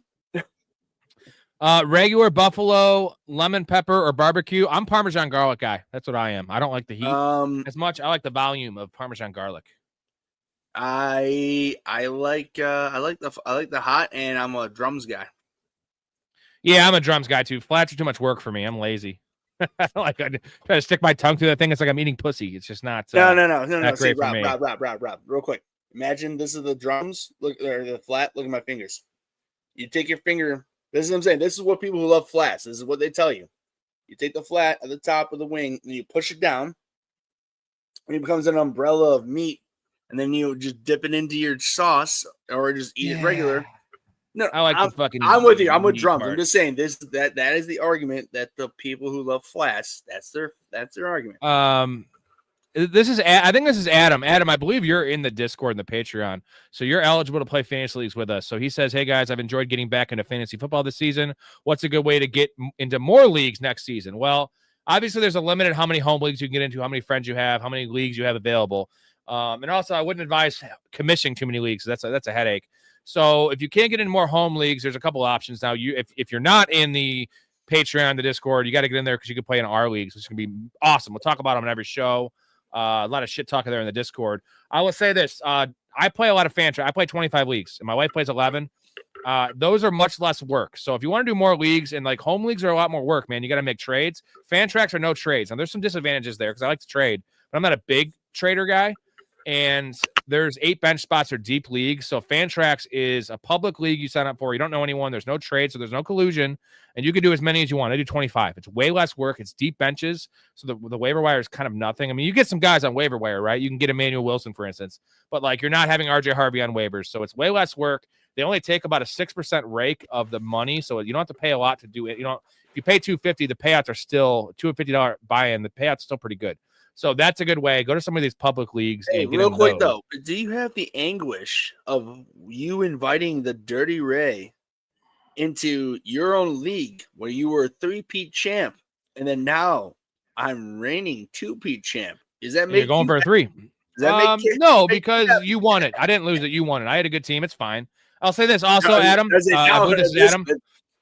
Best ball. Best ball is a really good option to just do a bunch of leagues, and you don't have to manage them, but that's just more action, bro. And then also sports betting. Now be smart about it. Have your units, follow my bets, and also make some of your own. Be smart about it. Only lose what you can afford. It's like going to Vegas. Don't be taking money out of the ATM when you get to Vegas. Bring $1,000 cash if that's what you can lose. Wait, are you telling me losing it? You tell me when I worked at a liquor store that had lottery, and there were 2 guys that were in there. I was 21, and they were in their, like 60 years old. and they were playing $20 lottery scratch offs, and they kept losing. And everybody, if you don't know, there are 20 tickets in a $20 roll of lottery tickets for scratch offs. So these guys played like, I don't know, 10 to 15 of them. And as they're going through it, Rob, I'll be quick on this. They said, "Oh, here goes my haircut money." I was like, "Okay." And then they're like, "Oh, here goes the thing my is, scratch offs are a fucking scam. fact. No, that's the worst part. Worst part. And then they said, "Oh, here goes my gas money." And and again, this guy was 60 years old at least, and I'm 21. And he says that. I look at the guy. I was like, "Sir, I'll give you whatever you want. It's you're the paying customer." But I'm like, "You just said that's your gas money. You haven't won shit." I literally said shit. I'm like, "You haven't won shit." Like, if I were you, I'd just walk away and take your gas money. Yeah, he did, and he lost. And I was like, okay. Clown. Hetzer, starting Gainwell is not bad. Jalen Warren's playing, but he's still a little banged up. You're going to see more work from Gainwell. It'll probably be a 40% snap share for Gainwell. Not terrible, especially in PPR. Hurts or Dak, 6 for a passing touchdown. Man, I want to start the guy. I want to start the quarterback against the Cowboys defense, not a quarterback against the Eagles defense. I know it's 6 for a passing touchdown, which is not Jalen Hurts thing, but he could get a couple push touchdowns. Give me Jalen Hurts. Start your studs. Right? Want to do that? Heard K9 hurt his glutes working. Heard K9 hurt his glutes working in the A gap. He doesn't run much in the A gap, but like you could see that, right, Ray? I thought you were ready for me to twerk in Ray, people pay good money to see you twerk. McAuliffe, Michael Wilson, David Montgomery, Sean Tucker, full PPR start 1. Damn. Man, David Montgomery tempting to me because there's no Jackson Dart there against that bad defense there with the Giants. But I'm going Michael Wilson, bro. Give me a guy that's at 18 targets, 15 catches, 85 yards. I know my love for Michael Wilson's too strong, but I said it last week and he crushed. I'm saying it again this week. It's Michael Wilson. I'll just be different than him, and I'll go Montgomery because I know he has a role. I know that Wilson. What is David Montgomery's upside? What is his ceiling for this game? What's the most he can score? 20 points. Yeah. Okay. In PPR, we just saw Michael Wilson score 33. We just saw that. So you're going to base 30-point game on no. What's the floor? What's the floor for David Montgomery? What's the worst case scenario? Okay, so we're going to go to that game. Montgomery's had 30-point games as well. It's the same shit. Not this year. He hasn't. So I'm saying, what's the floor with David Montgomery? What's the floor? Is it like 16 carries for 72 yards, no touchdowns, and 1 catch, 9 points? I mean, no. If I'm always a skepticism of person. I'm a skeptic of person. Committee running backs. I mean, dude, he can get 5 carries for 30 yards. No, he'll get 12 or 14 carries no matter what. They're not losing this game. So the floor is like 7 or 8 or 9 in PPR. What's the floor for Michael Wilson? Same, 7, 8, 9. I would say he's not getting less than 8 targets. It appears. Jacoby Brissett's chucking the ball like he's Uncle Rico out there throwing balls over mountains. So give me that. That's the difference. I don't believe in that piece of shit, and you do. He's not a piece of shit. Michael He's Wilson? a bum. No, Jacoby Brissett. The dude's been around the league. He's a bum. Worse Brissett is, the worse he does, the almost better it is for the fantasy receivers because they get in the holes and they have to throw the ball. That's why we love garbage time teams because that's how a lot of teams. I love it. I'm not disagreeing. Purdy or Daniel Jones. Purdy. This is Purdy. Hey, real quick, I have them in your league in Superflex. Purdy's my guy, and I'm not even questioning that. Ooh, Ray's popcorn sweats. It won't quite be the same as meat sweats, but yeah. Could happen, right? Unique. Trey Benson is ruled out, but I don't hate it for a Trey Benson owner because I want him right for that juicy matchup there, week 16, 17. He has Atlanta and Miami, and I have a lot of Trey Benson shares, so I want him right, Unique, and just don't. He only came back to practice on Wednesday. That was the first practice since the injury, so I don't want him rushing him out there. I want him to be full go. He's not full go. I think next week if he plays, he'll still get 50% of the work. I want by the time fantasy playoffs come around, he's getting 65, 70% of the snaps, which is what I'm projecting. That's a top 15 running back right there, fellas. Love it. Junk Buster, love your name. Start 2. Genty, Emmanuel Wilson, Tracy, K9, and Sharbs. So this is really dependent on who is out, right? So if Josh Jacobs is out, I'm starting Emmanuel Wilson for sure. If K9 is out, I'm starting Charbonnet for sure. But let's assume nobody's out. Genty is starting. And then I'm going to go Genty and Kenneth Walker or Genty and Sharbs, one of those two. Genty's in there. But if I would play Wilson and Charbonnet over Genty if both of those guys are starting and their counterparts are out. Would you agree with that? Yeah, no, I would definitely go with that. I mean, Genty's unfortunately, it sounds crazy, but he's still a no-brainer starter because he's the guy that, but I'd go with whatever running back is starting for the Seahawks. Jonathan, hell yeah, man. I'm pretty sure this is Jonathan. The names are all janky on this thing. I don't know why they went to everyone's like not their actual YouTube name. I'm gonna figure that out. I don't know if it's anything on my end, but yeah, man, you can play in one of our leagues. Hopefully, we'll get you in the NFL Fantasy League. But next year we're gonna have like six leagues, dude, professional fanatics leagues. So I thought that was super weird happy about that. I know my I don't know what it is. It just happened yesterday. Start Juwan Johnson or Kareem Hunt as my flex. It's Kareem Hunt, dude. He's the starting running back for the Chiefs. I don't believe in the Colts. I'm saying that's the answer, but Juwan Johnson wouldn't be a bad like tight end. I mean, clearly you have a better tight end, but if anybody, I'm saying everybody out there, like Juwan Johnson isn't a bad tight end start this week. But in that question, it's Kareem Hunt without even a question.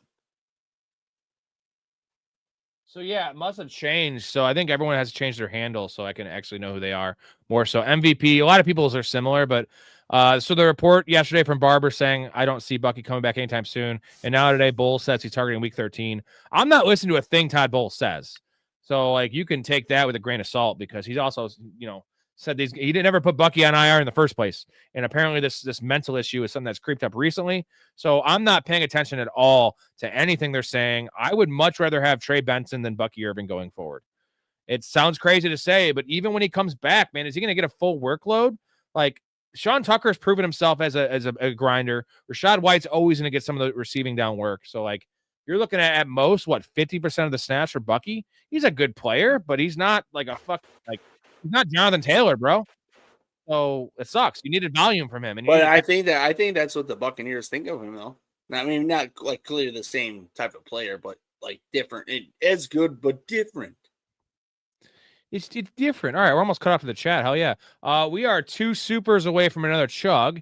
Maybe we can get 2 more in here. This might not be the latest of nights. Tomorrow night is usually the really, really long show.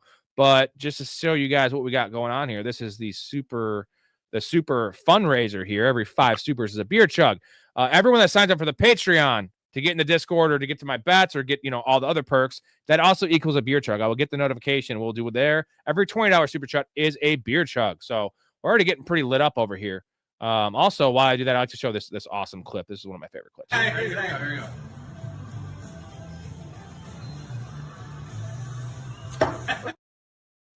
That's how you slam it, baby. That's how you slam it. Excuse me, sir. This is private property. What are you doing? Just taking it all in. You're staring at my daughter's bedroom. She's really grown into her body. This is going to be a fun summer for her. Sounds like you need a fun summer with that clip. Manuel Wilson or Pearsall in PPR. Let's assume Josh Jacobs plays. Now it's an actual question. I think I might go Pearsall in PPR, but it's close.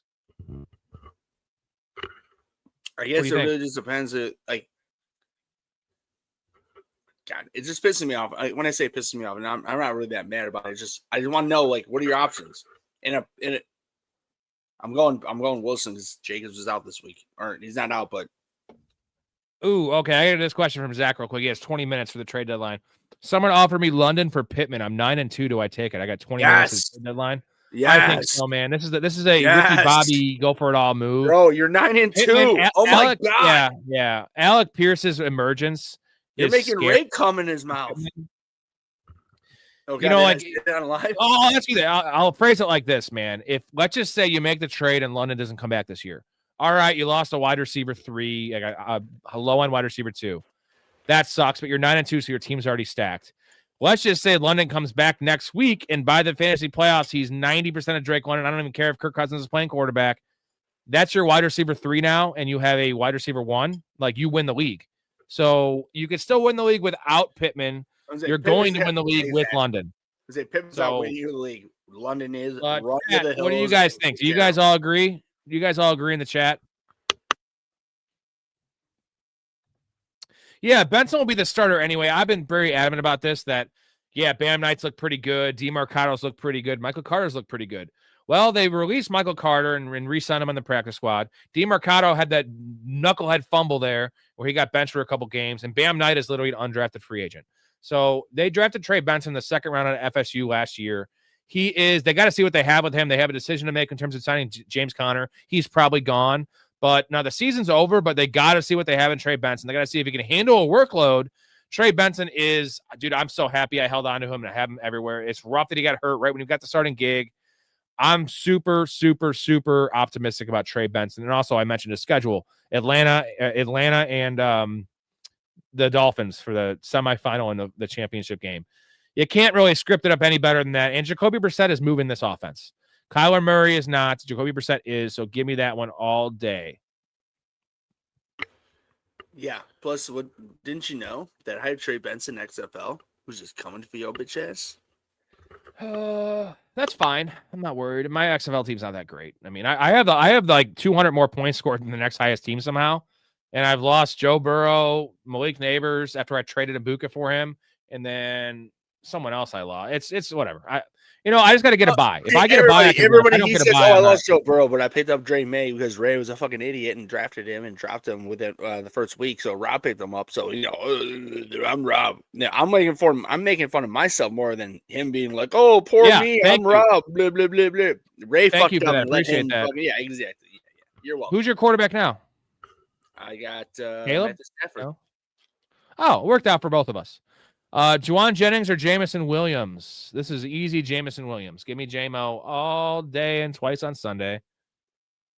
I mean, who said Tucker for the last two? Yeah, fuck him. Who said Tucker for the last 2 weeks was taking the job? No more pats on the back. I hope everyone grabbed him though. Yeah, well, he forced a 50-50 timeshare. Now we'll see what happens this week. Unfortunately, here's the one worry about Sean Tucker.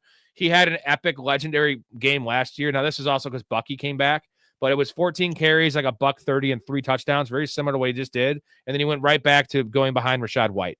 So Todd Bowles is just a moron. That's the problem. Like, we all know Sean Tucker is a better running back than Rachaad White. Better running back, right? And can I just say something real quick? I know you hate the counselor, but one thing he does say, and I hate to agree with him. NFL coaches don't give a shit about your fantasy players. They'll just do whatever needs to win a game. And that means Rachaad White is limited. We'll use Sean Tucker, who is a more ground and pound killer, just in general. I mean, for everything. I mean, with the Bears, when Swift is out, another guy, he's a more ground and pound guy, And when I say, I'm not totally agreeing with him that he's like, all NFL coaches are out to ruin your teams. That's not true. It's just that I've explained this before, though, that like there are a lot of teams out there that don't have true killers on their positional players, that they just spread it out. So, real quick, Mark, thank you, Mark. He's playing Jamie's role. He's playing Blake's role, who's not with us tonight. He's not on the stream tonight. We're not with us tonight. It sounds like he's dead or something. Love you, Mark. He says Benson has Bengals for the championship. He has Atlanta for the semifinal, and then the first round of the playoffs, that's Miami. So that's a fucking great schedule. Even better, Bengals for the championship. Worst rush D in the world. Let's get it. Let's get it, Trey. Let's get it. Pick one. Swift, Aaron Jones, Emmanuel Wilson. I will go Emmanuel Wilson if there's no Josh Jacobs, but if Jacobs is playing, he's out of this conversation. I think I'm going to go Aaron Jones over Swift, though. It's close, but they just don't seem to. They're done with Jordan Mason. Well, here's the thing, too, is that the Bears haven't really shown the openness to pass their running backs as much as Swift can do it. But Jones is a known commodity in that. So I would go Jones. Okay, Mark corrects me again. I don't know why I kept on thinking Miami. He says he has a Texans for week 15, which is not exactly great. Luckily, all my teams I have Benson on. I think I have like 11 Bensons and 9 of them at buys. Well, like most likely buys. Thank you, Jamie, aka Mark. Appreciate you. So I'm not always right. That's why I don't have any notes in front of me. I think I know, but sometimes you don't know. What's the quote? The real word: you think you know, but you have no idea. Yeah, we're going Aaron Jones there, but the answer is Emmanuel Wilson if if Josh Jacobs is out. The Mav need to win this week. Who would you start in flex? In the flex? 2, DJ Moore, Trey Tucker, or Bengals boy with no Chase. That's Yoshi. No one wants to type out Yoshi Vosh because it's not spelled like it should be. It's just used to Yoshi. I'm gonna go DJ Moore and Yoshi. I like Trey Tucker, but he has the Browns, man. I ain't fucking with the Browns defense. Are you? No, that's the difference. I'm doing the same thing. I have to start Trey Tucker in one of my leagues that I've been injury ridden so bad. But if I have a choice, I ain't starting him. Do you know what DJ Moore's receiving number is at in Vegas this week? Take a guess. Bears at home against the Steelers. Steelers, yeah. I'm gonna say number that, there. I'm gonna say number that's really. I'm taking a long time because I'm gonna say number that's disgusting to me as a Bears fan. 35. Yeah, 34. Is that not insane, dude? Like, where have we got? That's one of my bets. I'm just gonna give you a spoiler. If you're in the Discord, you have access to these bets, like when I place them. But otherwise, you gotta wait till tomorrow night. 34 and a half. Over, right? Oh, yeah. DJ Okay. Moore plays every snap.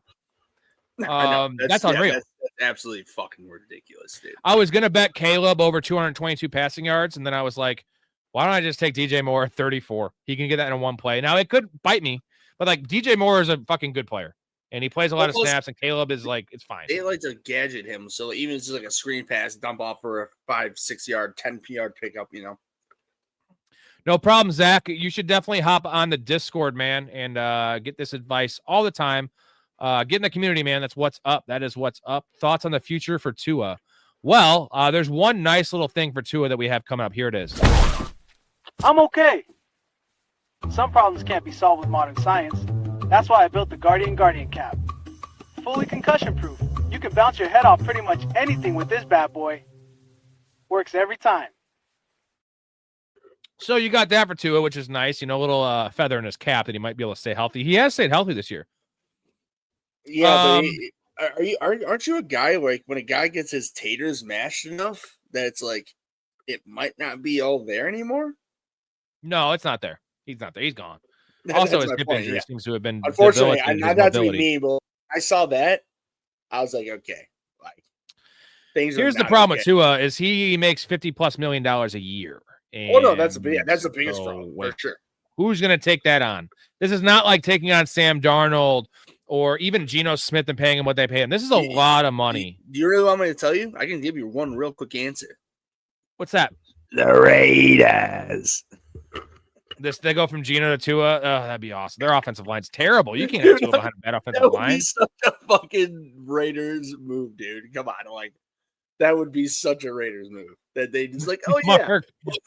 They don't play Miami rest of the season. I don't know why I had Miami in there. You know what? I ain't always right, dude, and I'm going to own that one, dude, for sure. Sorry, a couple beers more. The guy at the bottom looks like he follows you around and does things for you when you say rough him up, fellas. Damn straight. That's Ray. Go to a concert with Ray. You always get in the front row. That's Ray. Ray's the man. He's a loyal dude. I read what I read and I know what he meant, but I'm gonna act like I didn't read it right. Are you saying that like when I go around Rob and he's trying to do things to guys that he's gonna rough them up? Because that's sort of what I get at when I'm with him. I mean, yeah. But I correctly, and don't worry. Ray's a guy that will always to the death get my boys back. Damn straight he will. I got to get one more beer here to finish the show off. I was offered Dowdle and Herbert for Patrick Mahomes and Montgomery. For Patrick Mahomes, Montgomery is my RB2. What do you think? He's offered Dowdle and Herbert. He has Mahomes. Right. He's for Mahomes. God, you're killing me. I'm just gonna put it into a vacuum real quick because I don't know. I want to look up. I just want to give you a good answer here. It's yes. Is it really? Is it really? Because it's like I like Mahomes, but Dowdle's an RB1. You're getting a back end quarterback 1 and an RB1 for Mahomes, who's like a top 4 guy. Oh no. Oh, so that's why I was confused. Yeah, So you're getting Dowdle and Herbert. Yeah, dude, fuck that. Because here's the thing. I'm sorry. I was looking up. I read that wrong. I thought he was getting Mahomes for that. That's why I was looking up. Mahomes right now has got at home against Indy, at Dallas, which is going to be he probably will do well at. Then home against Houston, home against LA Chargers, at Tennessee, which he will probably kill. But then his last game, which will be the championship game, is at Denver. So, yeah, do that. Especially for Dowdle, man. I mean, goddamn, dude. Yeah. Dowdle's crushing, and he has that job. GT, every time Ray says the thing is, I think the funny thing about my back is it's on my dick. It's located on my cock. One of our funny favorite thing is, movies GT, is that when Ray says the funny thing about it is that the funny thing is it's on my back, which is my cock. The funny thing is, Jules, is my back's actually located on my cock. And, like, neither of them get the joke. The friend, her bitchy friend, by the way, is just such a fucking nothing in that movie. She played that like so well.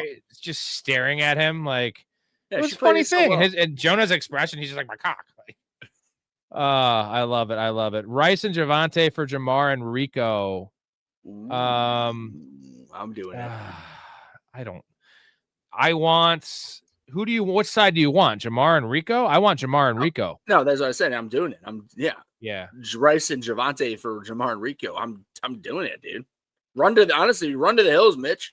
To be honest, in my eyes, because yeah. I just read you the Jamar Chase, I just read you the back end of that Kansas City schedule. If you make the championship game, Rice is going against Patrick Surtain. So good luck. Been seeing a lot of talk of stashing Burden. Is there anything that backs that take? Well, the nice thing is he has overtaken Zacchaeus as the third wide receiver, but this is a run-first team. So in order for Luther Burden to be like a trustworthy wide receiver 3 every week starter, you need an injury. Or you need to overtake DJ Moore, which is not going to happen. This team's winning. DJ Moore makes a lot of money. He is a better player at this stage of his career than he is wide receiver 1. And nobody wants to admit it. He with the money, that's why he's wide receiver 1. With the draft pick, Rome is the wide receiver 2. I think it's 1A, 1B type deal. And at this point, my belief is with this, Burden is at the highest level of value this year. This season will be end of the year, like in the playoffs. He's not going to help you right now because with the Bears, if I pray and the Bears continue to ascend as an offense, Ben Johnson said this before the year started, that he expects the offense to peak in December. Well, we're not far off of that. My point is that Burden will either be a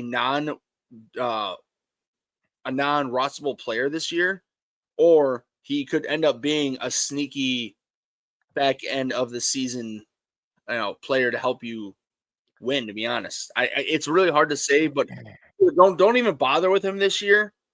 Or wait until the playoffs, basically, because I think that's yep.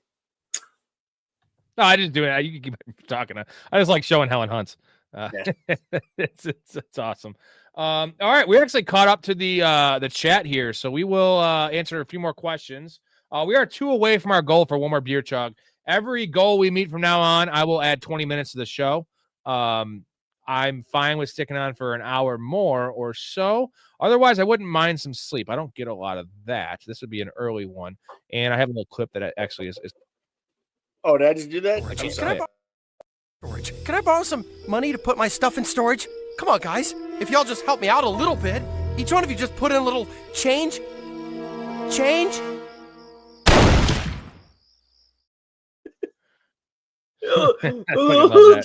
Well, don't check it yet. We still need 2 more. We'll do it if we don't get it to I will have to say, Rob, that episode might be because people say Mount Rushmore is like a top 5. It's very close. It's Mount Rushmore for old episodes, just because Cartman skateboard jumping over homeless people is just an awesome fucking visual. Well, to your point, it's the same thing with The Simpsons. It's like there's like early couple seasons of The Simpsons. And there's the mid-90s golden age, and then there's a little bit after the 2000s, and there's what we have now. Same difference. Like The Simpsons, what we grew up with the fucking the colored paper cutouts. Yeah. Construction paper cutouts. I mean, dude. Grimy, Frank Grimes, love that episode. Unique, does Burrow play this week? Worried it's too soon coming back. It's definitely too soon. Missing Jamar. They're 7-point underdogs in New England. I think it's 50-50, man. Now the nice thing is that if I'm Joe pointing Flacco a gun at your head right now. answer the He question. doesn't play. He doesn't play. No. I'm gonna The say thing is, if Joe Flacco was like ruled out with that shoulder injury, they would play him because this is their season, even though their season's already over, and we both know that. But they have a mathematical chance, I guess you'd say. They're going to probably play Flacco. If they lose, they might just shut down Burrow. That's what they should do. Here. I'm gonna give you the very easy answer of what's gonna happen. You said what they should do. The Bengals are the number one worst ownership in fucking the NFL. And they don't even make it close. They suck so bad. They make Jerry Jones, the Bears ownership, they make everybody look like golden gooses in all of everything they do. They suck so hard. They suck sweaty Ray balls that they're going to fuck this up. I'm telling you right now, they'll fuck it up. And I'm going to tell you right now how they're going to fuck it up. Joe Burrow will play this week. That's how they'll fuck it up. I'm not guaranteeing. I'm not guaranteeing. I'm just telling you that how they suck as a team, as an ownership, and the way they run themselves. They need to win, and they're like, "Oh, well, if we don't win this week, blah, blah, blah." You know, it's like, well, no. GT, easy movie trivia. I tend to consider myself a one-man wolf pack. Hangover, and my favorite part of that when he's like, my wolf pack was 1, and then it grew to like 3. He's trying to do the math on like how many people are there. Just that whole speech, dude, is just, and then cutting his hand. Well, you didn't let me get the best part in. What's up, my N-word? Excuse me? Hey, it's cool. I'm not a cop. I love just how he keeps on calling him Black Doug, too. He's like, can we chill on the Black Doug thing? What do you think the odds are that Josh Jacobs plays? Is it 50-50? Yeah, I mean, at this point, I really do, because I said earlier, like, the Packers are unfortunately with where the Bears are and with the Lions are, and even the Vikings have been playing. That division is a bloodbath, and the NFC is a bloodbath. They need to win. If he can play, I bet he'll play. It'll just be limited. Yeah. I'm gonna say 50-50. Philly special Pickens for London. Should I do it? I want Pickens over London. As much as I love, I'm not doing that. George Pickens is a top 5 receiver right now in fantasy. Like, I'm not risking any of this, right? Are you risking it for fucking an injured player? I can't do that. George Pickens is on a heater, bro. I won't do that. That's my line. I have a line that's like there. I have a certain text that I read that says that he's coming back this year, and if you are trading your wide receiver 3 to make him, I guess George Pickens has been better than London this year, though. I'm a London guy, but I'm not arguing with that. But I will just, you know what? Let me leave. Let me just rephrase everything I just said. If Penix was there, I would do it in a heartbeat. Kirk Cousins sucks my balls. Ooh! He says he gets Pickens and gives London. So yeah, and especially if you're like a 500 team, you're fighting for the playoffs 100%. Yeah. The only way I'd consider this is if you had a bye, and then I do like Drake London more than Pickens if there was no injury and there was Penix, but you have no Penix and you have an injury. That's not two bad things here. Thank you, GT. Here we go. We hit the goal, adding 20 minutes to the show here. Mark, 1 of 2 for Beer Chug. Best fantasy football show out there, folks. Join the Patreon. Get access to the Discord. We talk fantasy football nonstop and dick jokes and movie quotes. And the nice thing about this show is this show does not stop when football stops. We do stuff. It's not 7 days a week on the lives. We're doing at least 3 or 4 live shows a week with a lot of different topics. You guys obviously know you control the content in the chat here. It's gonna be the same way we talk movies, pop culture, by the way, random shit. Me and Storey had a giant conversation about the ocean last night. It was awesome. You should have had me on there because I'm not even conspiracy theories. I just have a lot of feelings on the ocean because we didn't grow up around the ocean. So I got a lot of feelings around the ocean. I like ponds and lakes. The ocean, I like the ocean. It may scare the Ray a bit because, we, as they say, we have about 90+% unknown discovery. So who the fuck knows what the hell is going on with the rest of it? Yeah. Anyways, what is the Mariana? Is it Mariana Trench? The deepest part? It's like deeper than Mount Everest. It's deeper than Mount Everest, like going down. Right. It's like 30,000 feet. Unreal, dude. It's over 5 miles deep, like 5 to 6 miles deep. We don't even know what the hell goes down there. It's probably just a gangbang of fish. You know what I mean? Just gangbanging. I mean, hey, I'm the mega conspiracy theory guy of the fucking chat or in our whole fucking thing here, our channel. But I won't. I don't need to get conspiracy theory with the ocean because we don't know. Anybody who says they know, No. Oh, Well, you're when I lying. say gang bang a fish, it could literally be one of two things. It could be a porn gang bang, or it could be like West Side gang bang, where they're all wearing do-rags and shit. No, right. Like, you don't fucking know. We don't know. All right, ready for this, Chuck? When in doubt, I'm gonna precursor the I'm gonna precursor that with a nice clip, just because we also love old school. Shit, but I told my wife I wouldn't drink tonight. Besides, I got a big day tomorrow. It's a big day. I'm doing what? Well, actually, pretty nice little Saturday. Oh, Ray finished. I was doing it on camera, but here you go. Oh, pretty nice on camera. You know. Rob and I might have a nice long Saturday. Okay, you know what? Give me that thing. Yeah, I'll do one. We're gonna do one. We're gonna do one. That's a talented man.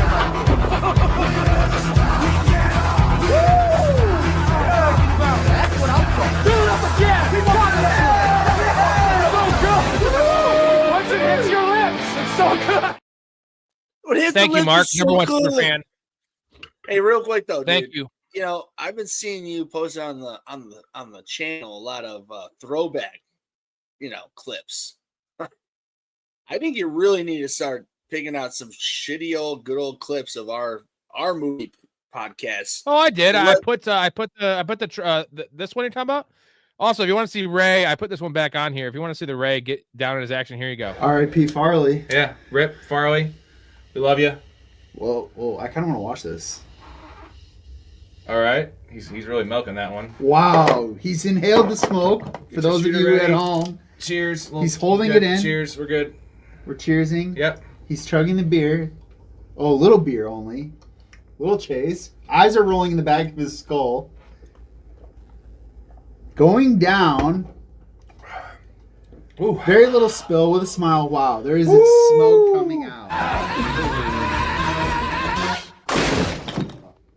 Nice, dude. I'm getting all those. I'm trying not to give all the best ones. You know what I mean? Like, there's so many clips from the past. My point is that everybody loves us together, dude. We have so many older podcasts that are even dirtier, greasier, and more in depth of just like hours of me and Rob and some other Storey, the guy you just saw, our buddy Mike Ryland. We have podcasts and just me and Rob that we do movies, TV shows. Clearly, we have the Flat Earth that we'll be having. The Flat Earth with Hastings. I can't wait for that one. Yeah. GT, Philadelphia cheese with crackers or chips? I guess so. For instance, okay. Do you like? What do you think of chips? And when you think of crackers, what do you think personally? I don't know. Boring. No. Of course, they're both boring. That's my point. Like a cracker would be like a. Yeah, like a. The only way you can make this fair is if the chips are like nachos. Nachos. Give me nachos. I'd rather have a Triscuit cracker.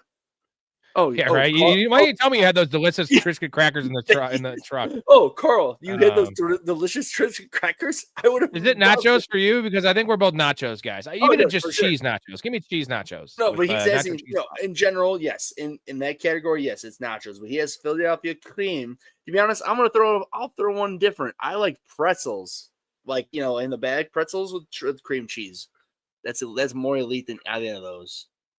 I'm looking forward to having Waddle and A-Chain in the playoffs. You know what? It's such a, some of these teams that spread the ball around, the Dolphins right now are not that. They are very concentrated on their stars. And Waddle's coming off a disappointing game there, and that whatever that was, it wasn't London, it was the Greece game. But like, give me a Waddle as a top 15, top 12 fantasy receiver, and then A-Chain's a top 5 running back until he gets hurt. And I say that just because he's kind of a softie. Right? I hate to be, because everybody, I just want to be devil's advocate here. I don't want everybody, everybody's questioning us just to be, I'm just saying when you have, and this is me personal experience. You live and die when you have players like that on your team that you're not even the playoff schedule is like any combination of players and right now in my playoff teams that are in projected playoff teams, I have a lot of that. My point is when I win, my team goes off. my players have good games. And when I lose, my team, those teams that have those players on, they don't do well. So I'm just saying, like, don't go in thinking like, oh, I'm going to be walking in, swinging them big race style. It's just you have a good team, and you have a wide receiver 1, you have a running back 1 on those teams, and HN is a top 5 running back, and right now Waddle's a top 10 running or receiver. So you are looking good. Just don't automatically think like because you have that, you're going to be walking pretty. The deepest known point in the ocean is that, and he also says his team is stacked. He doesn't care if he gets hurt.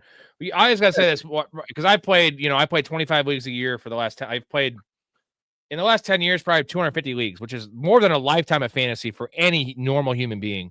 And I've won a lot of championships. I've lost a lot of championships. I've seen a lot of crazy shit. I've seen teams that are 40-point underdogs win with like nobody. I've won myself with Braxton Berrios and like Dare Agumbawale in my starting lineup.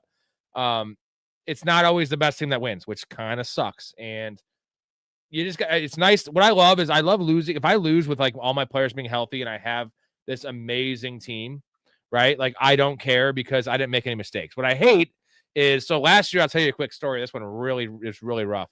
I did 3 $500 leagues. I got third in one of them. I got bounced in the first round in the other one, and I made the championship in the other one. And bro, I started fucking, who the hell was it? It's some bum running back. It was I started him over Ricky Pearsall and Calvin Ridley, who I was starting Ridley all year in full PPR as my flex spot. And I started, why can't I think of who it is? It's can't think of it. Anyways, he got hurt, and it was a bad start. It was terrible. Oh, it was Jerome Ford, bro. It was Jerome Ford, because Jerome Ford had been going off, and it was a matchup against like the Titans or it was a Cardinals. It was Jaguars, maybe. It was the Jaguars. And I was like, this is a great matchup. He gets hurt in the second quarter, but either way, it was going to be a 3-way timeshare. He got me 2 points. Pearsall would have gotten me fucking 14 points, and then Ridley got 16, and I lost by 6. So like I went with the safe option at 3:00 because I was favored and I was like winning. And I should have not like cared about that. I should have played the best guy in PPR. I should have played the receiver. Bottom line. And I'm just saying, like, it was 4,000 for first place and 1,200 for second. So it cost me $2,800. So instead of I ended up profiting like maybe $1,800, but I would have profited $4,800 had it changed. You already know how I can rate you worse than that. Remember my team I told you in that full PPR keeper league? Not going into this year, but last year. Told you that I was up 250 points, first overall. Amazing. Yeah, well, I got third place. Yeah. And everybody, I can't remember exactly my entire team, but I'll give you as much as I can remember. It was, in general, it was a quarterback, 2 receiver, 2 running back, tight end, 2 flex, kicker, and no kicker, defense, just defense.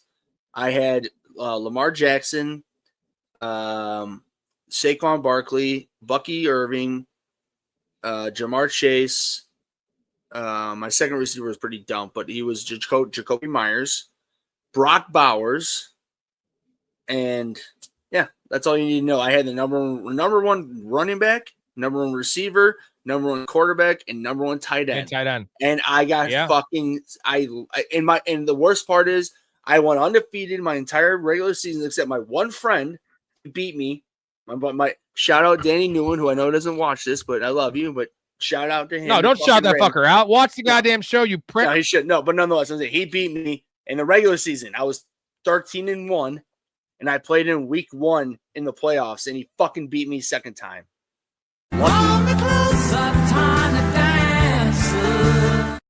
Take that a million times. It pisses me off to the fucking end. How do you have a number? Know, we always remember our losses. Mark says the deepest known point of the ocean is the Challenger Deep in the Western Pacific Oceans. That's what it is. It's out. He's right. It's out by Japan and out by it's out 30, almost 36,000 feet below sea level. that is wild shit, bro. No, he's right. Woo. No, that's what it is. It's out by like what you would call like our triangle. Our Marina, whatever, the out by us is out by China, Japan, Philippines, out that way, and he's 100% right. It goes way the fuck down. God, pork ribs, baby. My team is stacked. I don't care. That's Jonathan, I believe. GT. We're 3 away from one more chug. We got about 8 minutes, 10 minutes left. We'll keep on going here. Would you say pork or beef? Pork, baby. Yeah, I'm fine with either. I don't really care either way. I think they're both good. Well, I'm not the biggest ribs fan What of the an world. awful So. fucking answer. Of course, you just literally told everybody, well, Ray won't eat either. He just likes pork, but I'll eat either. It's like, no shit, I'll eat either. Right, but you will eat any meats. You would fucking jerk off to bologna. I don't even. Bologna is actually. I'm not touching your meat. Grilled bologna is good. A 10,000-foot pole, though. So, Philly says Ritz crackers with cream cheese, a meal in itself. Yeah. Hey, I would and agree. Philly special. So Rob, they being the Ritz Cracker Company, they had this thing where they have. I have them upstairs. They are fudge covered Ritz crackers, dude. Holy shit! Ooh. I'm saying if you like peanut butter, what do you like here? Oh, geez, it's peanut butter. Nutella isn't bad, but it's peanut butter. Your dog likes peanut butter too. No, I'm not you. Where you're peanut, you have peanut butter wiped on your nuts, so you let your dog licked off. So no, I do that for my wife. She loves peanut butter, so whenever she's hungry, there you go. I don't like my nuts licked, bro. It's always my dick, so I put it on my dick. Oh, you put it on the shaft. I got it. Okay, that's fair. Thank you. Yeah, shit does always happen in fantasy, and that's what makes it interesting, though. If the best team always won, that wouldn't be fun. No. That's why I'm saying that's why I was purposely pointing out what my outcome from last year in my one league was. Like, and by the way, that was an auction league. That wasn't a redraft league. That's why I had Lamar Jackson, Saquon Barkley, Jamar Chase, Brock Bowers. Like, it was an auction league, and my buddies all fucked up. But then Ray got fucking raided by the gods of fantasy. It happens. I really hope it doesn't happen this year because I just did one $500 league. All the rest are 250s, and I already locked up, not a buy. I locked up the number 1 seed already. There's still 3 weeks left. I am 10-1, but my points are essentially, I guess the second place team has 3 losses, but I have points on them. So I'd have to go 0-3. They have to go 3-0, which isn't happening. I have Ibuka, CeeDee Lamb, and JSN in 12-team full PPR. And I have Javonte Williams, Breece Hall, and Josh Jacobs are my running backs. Jesus. But I had Scatabo. And Kraft on this team as well. Jalen Hurts is my quarterback. Oh my 4 of her passing. Oh so I had Kraft, dude. So I had Kraft and I had fucking Scatabo, which I guess Scatabo wasn't a big deal. He's my RB4. But like my team, I'm 250 points ahead of the next highest team. And like that's $4,000 for first place. Like that makes almost half of my nut for all I have in best ball and all my redrafts. Like if I win that, like I'm making a lot of money this year. And I hope I don't lose that one because my team is those receivers. It's the same receivers you have essentially in my league. Right. But that's a 10-teamer in Superflex. Like this is insane. No, yeah, I get that. And so we'll see. Ibuka's scaring me a little bit, but favorite Marky Mark movie, Mark Wahlberg. Is it The Departed? It's because it's not really a Marky Mark movie though, but he is in it. I have 2 answers. Favorite Marky Mark role, Departed. Favorite Marky Mark lead role, I really like The Shooter. I love that movie. Really? You don't like that movie? I've only seen it once, dude. Well, that's your fucking problem. I know Bill Simmons loves it. Well, you should probably see it more than once. But also, Deepwater Horizon, really good. I haven't seen it, but I heard it's great. Yeah. Super good movie. And also, Patriots Day, which is the Boston bombing marathon movie, really good. But to be honest, I'm sticking with what I said. Like, Shooter was one of the main reasons that I really fell in love with him as an actor because he was a lead role in that. And then his best acting performance, even though he wasn't mostly in it, was Departed. He was so fucking good in that. So have you seen Mark Wahlberg's IMDb recently? He has mailed it in, bro. He is making the shittiest movies ever. Oh yeah, no, he's definitely mailed it in. He just collecting that paycheck, son. Oh yeah, I mean the fact he started with Boogie Nights. Boogie Nights was really good too. Storm. No, Boogie Nights is my answer. Boogie Nights is my answer. What am I talking about? Boogie Nights. Yeah. That's the best. That's why I mentioned that for you because I knew you. I knew. Yeah. By the way, Perfect Storm. Perfect Storm is also I want to say perfect movie. It's not a perfect movie, but I really, really enjoy that movie. And Diane Lane, baby. Dude, by the way, John C. Reilly, shout out to him. Like that. That is funny because you know what? That was 2000. So I was born in 91. So like, I was really young when that movie came out, but I always remember watching it. And then John C. Reilly was in that. So then as I grew older and started seeing him in all these comedies, like, who the fuck is this guy? But he was clearly John C. Reilly is such a great character actor. So underrated. Such a good actor. He's a great actor. I don't care what anyone wants to say about him. He's a great actor. Max, last year I had Saquon, Jaden Daniels, Bowers, Dowdle, Brian Thomas last year. Forget the rest. Yeah, mine shits on yours, It seemed like bro. that would be undefeated. Undefeated is my guess. Last year, my team was shit on yours. What the fuck are you talking about? I Yeah, had but Lamar Chase. I had Lamar Chase. Or sorry, Lamar Jackson, Jamar Chase, Saquon Barkley, Brock Bowers. All the main positions were number one. But he had Brian Thomas was awesome down the stretch and awesome all year. Jaden Daniels was amazing. Saquon and Bowers, same kind of thing. Nah, my team would shit on his. I promise you. Okay, but I'm not fucking pissing. Not by much. Maybe like an inch. Start Rice or Lamb this week. Start Mahomes or Lamar. Start them both. Champagne. Start them both. And then I'm going Mahomes over Lamar because Lamar is dinged up right now, and they're not going to throw the ball very much against the Jets. So that one's easy for me. It's Mahomes, but I want to start both. Who are your other receivers, Champagne? If I had to choose, I'm going to start Rice over Lamb this week. Yeah, I'm gonna go with the names. I'm going Lamar. I'm going to go Lamb and Mahomes over Lamar. Yep. GT quote, I don't like my nuts licked is an insane statement. Try not to judge. Can you elaborate? I'm not saying I don't like it. I prefer my dick sucked than my nuts licked. It doesn't do much for me, dude. At the same time, you can fuck with them, I guess, but like on its own in a vacuum, getting my nuts licked and sucked. I don't know, man. They're kind of sensitive. Just not really into it. I don't know, man. Weird. But there's my answer. Julia Stiles or Kirsten Dunst? I do not like Kirsten Dunst. Her teeth are terrible. I don't think she's a very good actress. Julia Stiles is the honest answer. You know what? A lot of people say my wife looks like Julia Stiles. Can you see that at least a little bit, Ray? I mean, Kirsten Dunst, she's not ugly. Like, you made her seem like she's like ugly. She's not ugly, but she's pretty ugly. Yeah. She's not that ugly, but for the roles she's gotten to be MJ, it's a hell of a role for her to get. There are a lot of better ladies out there than that. Yeah, I agree. What are your thoughts on Julia Stiles? I think she's a good actress. She plays a pretty decent part in the Bourne Ultimatum too, or the Bourne Identity mostly. Mark in Basketball Diaries is good. That's true. Do you think that Erica looks like Julia Stiles? I don't. I see it a little bit. I think Erica's better looking than Julia Stiles, though. Not to be biased, but Julia Stiles is fine. She was hot early on. You're asking me 10 things I hate about you. I can't even remember what Julia Stiles looks like, so I say Erica because 10 things I hate about you. That's a rom-com. You think the fuck I've seen that? Heath Ledger's first role. We love Heath Ledger. I do love Heath Ledger. I've never seen it. Why? No. Oh, check that out. It's a good movie. Not that I'm more disgusting myself because I'm saying this is not. Yeah, Joseph Gordon-Levitt's in it too. It's 1999. It's really good. I love him as well. Should I play Addison, Booty, or Tucker Addison. full PPR? Nah, I want to say Addison normal, but God, with how bad JJ's been looking. Here's the thing. Here's three. Rob, unfortunately, there's a bad answer. All three are different answers. You want the highest ceiling? I'm going Booty. You want the lowest floor? I'm going Tucker. And you want in the middle? I'm going Addison.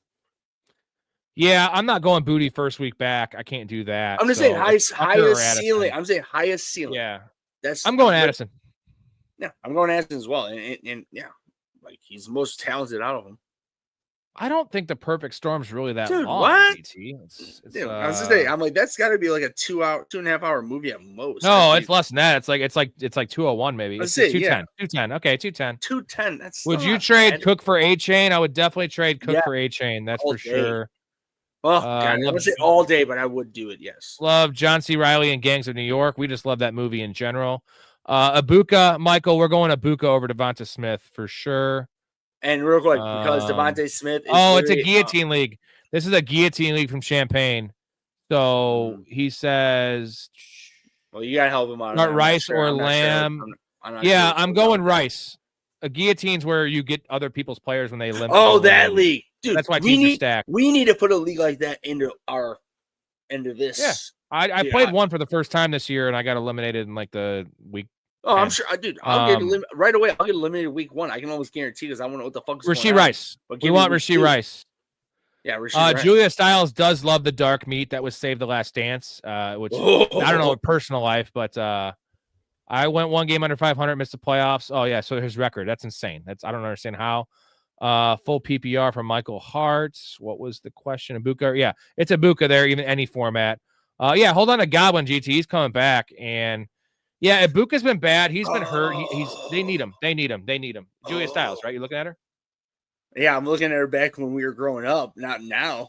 Well, yeah, like now. Oh, now she looks awful. You see the comparisons with her and Erica? Oh, yeah. I was gonna say back in her normal heyday. Yeah, yes, I could say yes. I could see that. Yeah, I hate to laugh because I know I'm not the crazy looking guy, but I hate to laugh. But it's like, you know what it was. All right, fellas, we're wrapping it up. We are wrapping it up like I never wrapped my dick up, but I don't like condoms. Let's Rob lay his head. You got that? Last couple of questions, get them in. We'll be done. We need 3 more to meet the goal. If we get to 3, I will do another 20 minutes. I'll keep that up until we go to about 3 hours and 20 minutes. That's my cutoff tonight. Right, so Ray's my dog gonna walk. Ray's hopping on. He's gonna. No, you're not, Ray. You're not funding this operation. Stop. Don't do it. But I want to stay on 20 more minutes. I know, but don't do it. You're not doing it. If you do it, I'm not staying on. So, stop. De Niro. We're gonna end with this one. And then the last couple of questions: De Niro or Pacino? I'm a De Niro guy, although I love the upside of Pacino, but De Niro has more of a consistent career. Would you agree? Yeah, I mean, the fact that Pacino, for me, I know you weren't the biggest Irishman fan. I like that movie. I understand like why, what the reasons why you say you didn't like it. I can understand, but I'm saying I liked it. But I'm saying just in a vacuum for me liking it, the fact that he was, with Taxi all the way to this. I mean, in my opinion, that's insanely a huge, huge career. And now, but with Pacino, he still started pretty young, but he has not been doing as much in his later years. Am I right? I mean, yeah, De Niro's still spitting him out, bro. Right.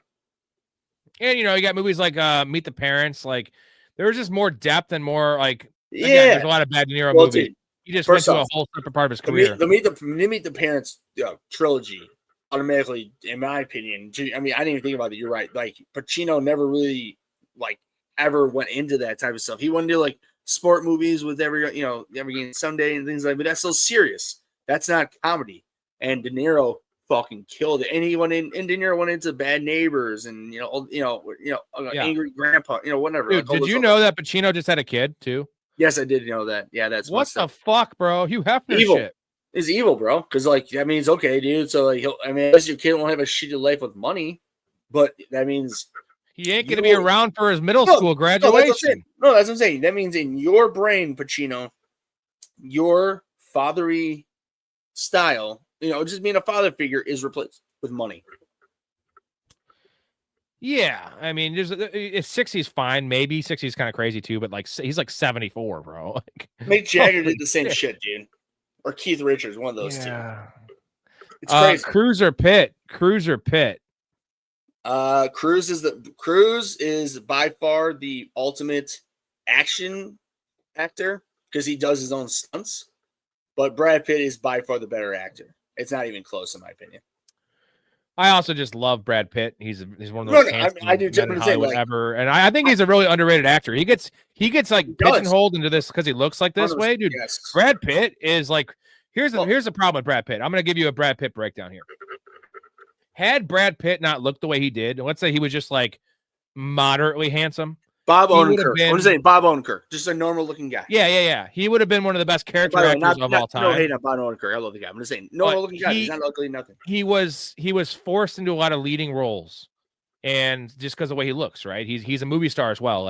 But I prefer Brad Pitt the character actor than Brad Pitt the movie star. Now he's fine. Brad Pitt the movie star is fine. Moneyball, probably one of my favorite sports movie of all time for sure. One of my favorite movies of all time, and also one of my best performances from Brad Pitt. Also, shout out Jonah Hill. Oh, yeah. That So performance by Jonah Hill is some of the speeches he gives and just his like little subtle things he does in that movie. It's elite. So great. That so movie's great. really good. But here's the thing: It's is crazy that because it's not even really a sports movie. Like it is, but it's like it's a drama. You know what I mean? It's a drama. Yeah, 100%. Yeah, well, like you're right. And but here's the thing: is that dude, Tom Cruise, hey, GT, if you really want me to if you really want me to tell you that Tom Cruise's best acting and his elite was Tropic Thunder, boom. And you want to know why? Besides the fact how fucking hilarious it is, Tom Cruise. So if everybody doesn't know, I know this is going way off course real quick, but I'm going to bring it back real quick. I know I'm really saying that, but everybody who ever watched the Aladdin with the genie with Robin Williams reportedly did like 60 hours plus of just. I mean, it was a lot. It was like 40, 50 hours plus of just dialogue of him doing normal, just what's it called? Just improvising lines. And that's exactly what happened in this movie. And that's what they did with him. And that's where, like, especially with Brad Pitt, like, I mean, you and I are a big Tarantino fan. And yeah, and that's another thing about Brad Pitt is you have, Inglourious Bastards and some of these other roles that just changes it for me because I fucking love it. I love Brad Pitt. And again, Once Upon a Time in Hollywood just as like a cherry on top. Fucking A. Love it. Also, you need to watch True Romance because that's his first like tie-in with that's Tarantino's screenplay. But like he is literally in the movie for like 12 minutes. He's hilarious. It's the ultimate like random character. Like he's the best stoner ever, and Brad Pitt's just so good. Henderson, JMO, or Tet in a full PPR flex spot. So we have Ramondre Stevenson coming back this week. So I'm not going to go Hendo. I'm going to go Tet McMillan, I think. I think Tet McMillan against a pretty bad 49ers defense, a very bad 49ers defense. Give me Tet. I wouldn't be so down on Hendo at the moment, but I would still go Tet because they're going to be down that game, and they'll be throwing, and he'll be the one who's number one. And we're all about opportunity here.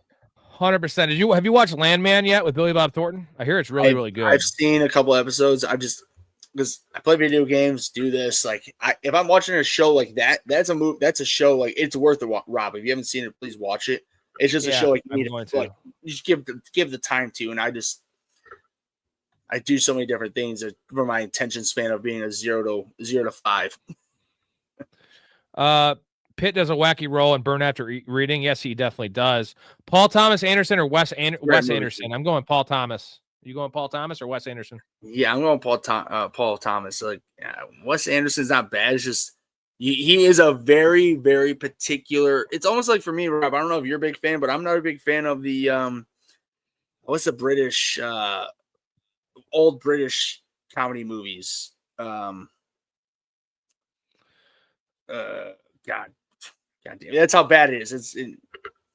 It's literally a big cult classic from like the 70s and 80s and 90s. The cult, like the British, like it's like medieval, like bullshit. Oh, the comedy sketch show? Yeah, no, it's not a show. It's movies. It doesn't matter. But that's right. We can't remember. It's not that funny. Like but they think it's Monty. Yes. Yeah, that stuff. Monty Python. Yes, thank you, Monty Python. But I guess I'm just too dumb to understand how funny that is, but it's not that funny. All right. Edson says Dynasty Amon-Ra for Waddle and a top 3 potential number 1 pick in Dynasty. It's potential. If it was guaranteed, maybe. I'm not getting rid of Amon-Ra St. Brown for Waddle. I can't do that. Because here's the thing, Amon St. Brown is still right in the middle of his prime. I'm with Rob. If you put Waddle and top 3 pick or you just said in number 3 pick or whatever, and I would do it in a heartbeat. But you're saying potential. If it was number 1, yes. Number 3, maybe. Potential, no. Like, give me Amon-Ra St. Brown. He's not old. Real quick, though, like, Jared Goff ain't going anywhere. But main devil's advocate, dude, don't you think Waddle is going to be? I mean, Hill's gone. He's going to be by far the bona fide number 1 in receiver going forward for the Dolphins.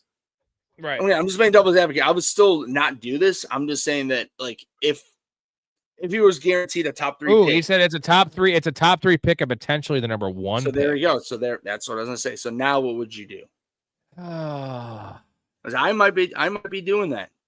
But again, I guess a breakdown. I'll give it to you like this: if you're a contending team and you're top of the league, I'm not doing it. If you're a middling team and you're like not rebuilding, but if you're rebuilding for sure, but if you're just in the middle, I'm probably doing it too to get me the younger players. You can also use that to trade for somebody else too. Like give me the assets there. But if you're a top 3 team in this dynasty league, I'm not getting rid of a top 5 asset for Jalen Waddle, who's been known to be injury prone. There's question marks there. There is no question marks in Detroit. There's no question marks with the quarterback play, with the coach. The infrastructure there is very good.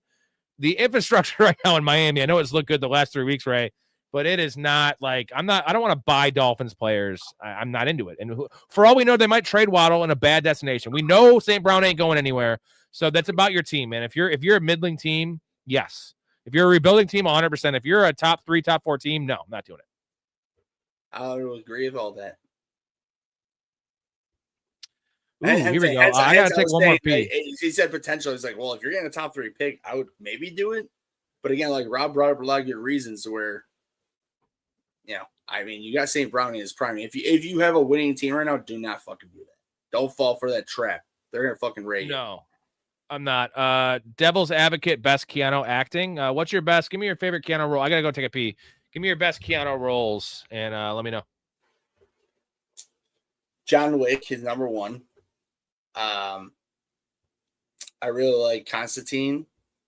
Now for acting, this is not a good acting role, but I love Bill and Ted's Excellent Adventure and Bill and Ted's Bogus Journey. But that's not good acting. But I just love those movies.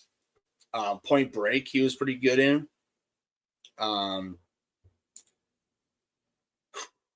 mean, he's in a good. I mean, honestly, I think he's a really good actor. Like, and to be honest, I'm pretty biased with him though because he seems like he's just a super genuinely good person, like compared to most super Hollywood actors, and that goes a long way for me to where like if they can actually just be normally good people. Which he definitely seems like he is. But going back to the question, I would say I also... You know what you forgot? Hardball. Matrix. Well, Matrix. Dude, I was going to say Hardball. My favorite Keanu Reeves. Such a fucking sad ending, bro. In no order, John Wick, Matrix, Hardball. Those are my... I'm sorry. And then Speed you could probably put in, but those 3 are by far... And Constantine, I would put above Speed. Like... But those 3 I said, I just said, yes, John Wick, Hardball, and Matrix. Sorry, I completely Edson says all these guys out. No, Keanu Reeves' career is just he's got literally 3 acts to his career. It was the early wacky stuff, Point Break. Then you have the Matrix stuff. Now you have the whole different John Wick stuff. Yeah, all these guys are out. JD, Laporta, Terry, Tyreek. It's rough there on your end. He's 4 and 7. So here's what I'll say. Hold on 1 second. We hit the goal. We're doing one more chug. We got another 20 minutes. And if we get to another goal, we'll do another 20 minutes after this. I would say you might have to do it, man. And this Edson, you got to get on the Patreon and get on the Discord because these are like dynasty leagues are crazy. Like we need to see more stuff about your team. It's a continuous rolling like problem. Like I don't want to say problem, like it is for you, but like for us to help you, we need to know the scope of everything, like your team, other teams, rosters, the waiver wire. We can understand the upcoming drafts coming forward, but it's hard for us to give you a really good answer for you putting a lot of money down in your league. We're assuming that you're paying for the league for us to give you like a full hearty good answer. Like we can give you the best we can, but we just don't know the full scope of the information. As Rob was saying, join the Discord. I'm telling you, dude, you joined the Discord. Rob was a genius. He broke this shit down to just a normal, like, overall chat. And then there's so many different chats for anything you want to know for trades, lineups, betting, whatever. I mean, and plus it goes from like, the only time it's not active is like 4 a.m. to 6 a.m. Otherwise, it's pretty much active 21 hours a day. 100%. And there's also a lot of more perks than just getting in the Discord, but it's worth it. We have Mark here. We got to do a chug, but beer fun. Thanks for another banger show. Rob and Ray, #get raid. Keep up all the awesome work and love seeing the brand continuing to grow. Let's fucking go. And Mark, you're a big part of this. Appreciate you helping with the chat as well and getting some of these trolls out of here. You ready? You ready for a chug? You got 20 more minutes as well. So, God, Ray ain't even prepared. Can you believe this, dude? This is looking like a 3-hour show, though. Which, you know what? I love doing. It flies by. Time flies by, especially when you're hanging with your buddies in the chat, which is just good people. You know, a couple little political comments today, which, you know what? It was a nice amount, right? It wasn't too much. It wasn't too little. It was, it's nice. All right, I'm going to go first while you get your stuff ready. Oh, man. Good thing I ate a lot before this. Best John Grisham movie or Stephen King movie. That's a pretty big one here. And this is Helen Hunt. Say hello to Helen. We love Helen. GT is funding this op. We love them. And here you go. Hey, guys, the management needs everybody to get out because they caught a guy jerking off in here, and they're going to send in a crew to wipe down the loads. Go ahead. Oh, I love that. I'll start with mine, man. And I think there's one answer. I got to go look at John Grisham movies because I'm aware of a lot of them. That's literally what I was doing right now. This is one to be. Oh, I know who it is. It's a Time to Kill for me. I love A Time to Kill. Samuel L. Jackson, dude. Samuel L. Jackson, Academy Award-winning performance. I don't know if he won it for that. What a good performance. Also, Matthew McConaughey's really good. Sandra Bullock's really young in that movie. That's my answer there. I think that there's one answer for Stephen King, and this is one that people don't realize is a Stephen King. A lot of people, it's Shawshank, right? Shawshank. It's not. How can it not be? Because it's a top 5 movie of all time. So if it's a top 5 movie, it's clearly his best movie. Well, and on top of it, is good. Well, I'm saying on top of it, to be honest, with Shawshank Redemption, there is so much deep. Like there is everything. I mean, in my eyes, I mean, you know. I'm sorry. Rob knows, but everybody who loves the chat, you know, and the channel, go back and watch. We put out our top movies. Yeah, we all had it on a list. Dude, there are so many Stephen King's adaptation movies. It's unreal, dude. I'm looking at the list right now, and it's. Oh no, like I will give it. I love it, and apparently they have Running Man on here. The Arnold Schwarzenegger Running Man. Wow. Give me real quick. Is the Running Man with Glenn Powell, is that a remake of that? It's like a soft. I don't think it's like a actual remake. Like it's so it's probably a more bullshit it's like the premise, but it's not the same. Campy, like, or just more like Michael. Yeah, Bay, because like explosions and whatever. It's something like that because they remade what's the one where Arnold goes to Mars?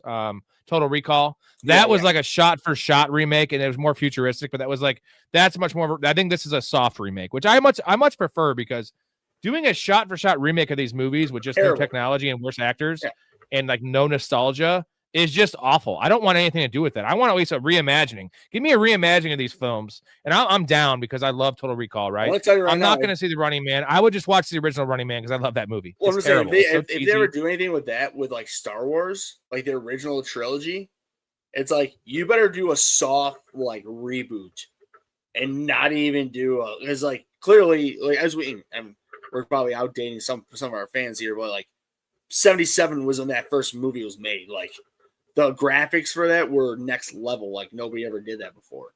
To your point now, to where a movie made in the 70s, even like late 70s, 80s, 90s, because the thing is Star Wars had no budget. So a movie that had budget, I mean, it's like Terminator, you know, original Terminator had nothing. T2 was elite because it had the money to get those graphics. And I actually love the original Terminator, though. I do too. It's really grown on me. I watch it all the time.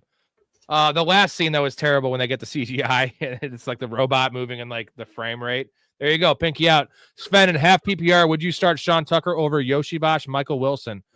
Half PPR. So I'm starting Michael Wilson. I'm not starting Yoshi in half PPR. So it's Sean Tucker and Michael Wilson. The matchup's not easy for Sean Tucker. There's still like some workload concerns there. We don't know. It's Michael Wilson for me. Even in half PPR, I'm going Michael Wilson. As you know, my love for Michael Wilson, I've been talking about for 2 weeks now. So, can you ask me a question? How much Rashad White stock do you have? None. I have a lot in best ball, but in redraft, I have. All right, so everybody, there you go. Here's your answer. He has none. I have 2 out of my 4 leagues. Since Bucky's been out, Rashad White's been okay. The moment Sean Tucker came into the fucking picture last week, Rachaad White turned to dump. I'm going Sean Are you Tucker. insinuating that I haven't been following Rachaad White's performance? Sort of, because it seems like you were more following Michael Wilson's. No, I have 2 shares of Rachaad White, and I have a 22% share of Rachaad White in best ball out of my 400 leagues. So, yes, Ray, I'm going at that. I have more stock because I'm only 4 out of your 24. Yeah, and I no, I'm saying he's not been great. He's not been great, but he's still going to have a role, is the point. He's still going to have a role. This week only, I'm taking Tucker. That's all. Yeah. Over Michael Wilson, I'm not. I'm going Michael Wilson. Go Michael Wilson. And a half PPR, Tucker. That's the risk. That's the risk. That's the risk. Full PPR Wilson. That's what I'm at. You know what? Let's go Sean Tucker. You talked me into it. I just hate giving any answer outside of Michael Wilson. I just hate it. You haven't been wrong, my friend. And you actually trade pumped loads on people. Went to the moon, baby. Trade Rice, Booty. Who is DJ Moore? So trade Rice, Booty, and DJ Moore for Jamar and DK Metcalf or Debo. Yeah, give me Jamar and DK. Over DJ Moore. Yeah, for sure. I mean, unfortunately, you're getting rid of Rico, but dude, I mean, the rest of that, fuck that. I mean, you're getting Jamar and DK. Jamar is a top 5 receiver when he's not spitting on people, and DK is a top 20 to 15, if not 15 to above that. So, I made the trade just looking for perspective. This is a dynasty question again. I'm looking to that Patreon. Dynasty Superflex core now. Jaden Daniels, Stroud, Gibbs, Judkins, Waddle, Laporta, plus a bunch of flyers like Benson and Mitchell. I dig, bro. I dig. I gotta play Dynasty. I've only played a couple Dynasties in my life. I need to find a group. I think we need to get a Dynasty going with this group, with the Patreon, and the Discord. We need to get like the hardcores because it needs to be people ain't gonna flake out. That's the key. And start from scratch, like 100% scratch. No problem, dude. Appreciate your. Again, you guys are controlling the content here, so good questions like that. It's a good exercise to, Oh, The Shining. Yeah, we forgot about The Shining. I'm not saying I don't like The Shining. I just think it's a little overrated. It doesn't mean it's not a great film, and I love it, but I feel like it gets too much. I love. First off, every time I actually watch the movie The Shining, like Jack Nicholson he's just such a fucking great actor in it. But The Simpsons, when they did the Treehouse of Horror, yeah, instead of reading, what does it say? What does it say in The Shining? Like something that he'll kill or whatever. But I'm saying in The Simpsons, he's like Homer with no beer or TV goes something, and Marge is like, go crazy. Don't mind if I do. Very, very good. Very good. Sorry. Here we go. Here's Johnny, and then Waddle will finish top 6 in receiving by the end of the season.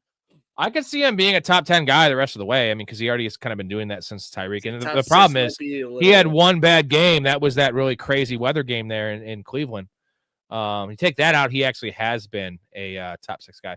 Well, Colin Farrell is a badass, but the movie was whatever. I like Colin Farrell a lot, but unfortunately, like trying to like play an action movie and replicate what Arnold was doing in that time, you just can't do it. It's just there's no one that can do it. Like The Rock has tried, that failed. The Rock movies are fucking awful. Is there one Rock movie you actually like? The Rock? Yeah. Yeah, there's more than a couple, but he's not like the reason that the amount of money he makes is not worth his shitty acting. No. Start 2, Benson, DK, Parker Washington, Tillman, Golden. Well, Benson's out, so it's not him. I'm going to go DK and Parker Washington. I love Tillman, but I'm not going to get on board with Shedeur Sanders yet. DK and Parker Washington. DK is the one there, and Parker Washington, but there's no Brian Thomas. I would agree with that. I would just say that here's the thing, man. Drop Matthew Golden. He fucking sucks. Don't even worry about it. Yeah, he's drop worthy. Good call there. Taj, AJ Brown, Kamara, or Tet. Who should I start my flex? Not Kamara. It should be Tet. I'm gonna go AJ Brown. I'm gonna go AJ Brown against the Cowboys. Right? It sucks. It hurts. I think here's he the thing. a touchdown. I will agree with it because here's 2 reasons. One is that first off, Kamara's out. Tet, he could have a good game again. I mean, I'm not gonna sit here and say he can't. He's the second option. But I'll go AJ Brown as well because they're at Dallas. They're in the dome. And that Dallas offense, I don't give a shit as many, I mean, me included. I've been saying that the Philadelphia defense is one of the best in the league, if not the best. They are. but that Cowboys offense can put up a lot of points. They have so much firepower. There's going to be points put up, and at that point, A.J. Brown's going to have to do work to make things happen. All work and no play makes Jack a dull boy. That is the line, Thank you. correct? Yes, that's a roast, yes. Yeah. Tillman or AD Mitchell this week, last flex spot. Man, I'll probably go Tillman. Here's the problem is we have David Njoku who is actually playing. He was injured all the week. He's playing and Fannon's playing. And like you have Jerry Jeudy. Like I want to go AD Mitchell. I think I'm going to go AD Mitchell with opportunity. It sucks to do, but I would say one thing is that Las Vegas is, if you look up fantasy rankings for Las Vegas defense, they are, I picked them up in one of my leagues. I'm sorry, my one league that I'm not doing so great in. I'm like 5-6 fighting for the playoffs, but the rest of my league. Either way, I picked them up because I had the Vikings defense and I wasn't going to play the Vikings defense. And I was looking at rankings, I was like, oh God. So I picked up the Raiders. So my point is, though, is that I'm not sitting there expecting the Raiders to give me great outcome, but they're playing at home against the Browns, who have Shedeur Sanders. Do I truly believe in Shedeur Sanders and the Browns offense to do much of anything? No, I really don't. As much as shitty how bad that the Vegas defense is, they do have a guy who's going to be a Hall of Fame player, and I'll leave it at that. Max Crosby. Oh, an all-time player. Tigers like pepper, they hate cinnamon. That is Hangover. I love that quote. Yeah. Need one. Darnell Mooney, Alec Pierce, or Yoshi Bosch. I'm going Yoshi. Yeah. I would go Yoshi or Pierce, not Mooney. I don't mind Mooney. Well, Foo Fighters. What is this? Foo Fighters or Nicks? That's Stevie Nicks. I hate the Foo Fighters. They're one of my least favorite bands. I think I can't believe they're in the Rock and Roll Hall of Fame. It's fucking a travesty. Travesty. But you know what? The Rock and Roll Hall of Fame is a travesty, so I don't care about that. 311 is so much better than Foo Fighters. They piss all over them. You like Foo Fighters, don't you, Ray? Well, yeah. Like you are just being a fucking hater. Clearly. No, they're just not very good. All the songs sound the same. They're not hard. They're just pop. They're terrible. They're bad. No, you're being a fucking hater. You're a fucking music snob who's a hater for no reason on many different bands. I'm a musician. I'm not a music snob. I like a lot of good shit. They're not good shit. They're bad. They have a couple good hits. I like Everlong. Everlong's a good song. I'll give you that. That's a good song. Well, Everlong is one of my favorite rock songs of all time because that opening riff is one of my favorite. Dun, dun, dun, dun, dun, like that. I'm saying either way. I'm not going to say they're not one of the great. No, I'll give you this. As popular they are because of Dave Grohl, they don't deserve that. I will give you that. But they are not. Oh, it was Foo Fighters or Nirvana. It's definitely Nirvana. And also, here's the problem: is that I'm actually not really big on Nirvana. I know you're not, but that's not even a question. Still, Alice in Chains better than Nirvana. I'm gonna go down in that fucking 100%. Influential, no, better. I'd rather listen to Alice in Chains. I'm not like giving you a fuck no. I love Alice in Chains. Like they were super. Like they're. Unfortunately, for both bands, lead singers overdosed and killed themselves. Who knows what happened? But either way, I love both those bands more than for Foo Fighters because Foo Fighters aren't as good as them. But your hate on Foo Fighters can go fuck yourself. They're not that. Yeah, it's probably a little much. It's probably a little. No, they're not that bad. I just think that the fact is they're a helpless pedestal, and they're not. I'll give it to you. They're only fans because of Dave Grohl. That's it. Like correct. They are. I'm saying, but they are a good band. But they would be just a normal no-name band without his name on it. That's it. I prefer old Offspring over Foo Fighters. I love old 100%. Offspring. I'll give that. AJ Barner or Njoku this week. AJ Barner is just balling and he's getting the tush pushes. So would it surprise you if AJ Barner got a tush push touchdown this week? It wouldn't surprise me. You? Guess not. Taj, would you trade Cook and Kelsey for Taylor and Ferguson? I want Taylor and Ferguson. Just be weary that Jonathan Taylor's schedule is, we were talking about Trey Benson's schedule. Jonathan Taylor's schedule is a gauntlet, but it's Jonathan Taylor. So I want Jonathan Taylor. Because Cook also has a really hard schedule, not as hard as JT. Give me Taylor, though. Kind of down bad this week in my side league. No London Jamar. Start Trey Tucker versus Cleveland. Yoshi versus New England. Tez Johnson. It's going to be Yoshi for sure. I would rank it Yoshi, Trey Tucker, Tez Johnson. Tez Johnson. We have Godwin coming back, so most likely. You agree? Wisconsin. Dude got me nothing. Yeah, he gone. Start one, Kareem Hunt, Tootin, Bam Knights. Kareem Hunt, he's a starting running back there. I go in order of what you asked. White stripes or black keys? Ooh. White stripes. I'm going with the black keys. Ooh, look at that. Mooney or Yoshi? This is Yoshi for me. He's my dude this week. He's a must start in my mind. Would you trade Cook and Higgins for Taylor and Sutton? I want Taylor and Sutton. It's close because Higgins is better than Sutton, but give me Jonathan Taylor. Cook has a tough schedule too. So no, and Njoku is hey Michael, and Njoku's full. What do you got? You just said that. John, the Titans, the Taylor has a hard schedule. So it's like, what are we doing here, man? Like, so does James Cook though. So does James Cook. Oh, so that's okay. I'm just playing devil's advocate. Yeah, I'm just helping out. Which one are you taking? In a vacuum, I'm taking the first one, but if the schedule is what it is, God, dude, I don't even know, man. Like, I'll still probably stick with what you got, dude, because Sutton is. Yeah. I have Sutton. I need him to do well. He's not. Like, I don't know what's going on with him, but I guess here's the thing. Taj, we can say this: if it's a shallow league, we like it.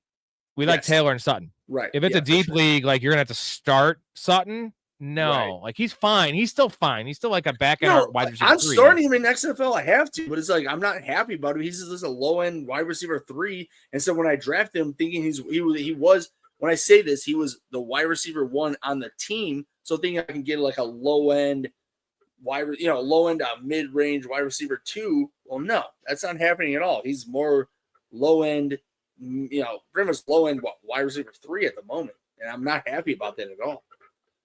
Michael, Njoku is cleared. He's cleared. They cleared him to play. He has no injury designation for this game, so I'm guessing he's playing. I thought he was going to be out too. He missed back-to-back practices. Hickey says Stone Temple Pilots. I prefer them over Foo Fighters personally. They're a pretty good band. Godwin going into the weekend with a questionable tag. He looks like he's probably going to play. Ray still munching on steak here. With Stevenson playing, Jamison Williams or Zay Flowers over Hendo, full PPR. I could see Zay having a big game. It's such a tough one. What do you think?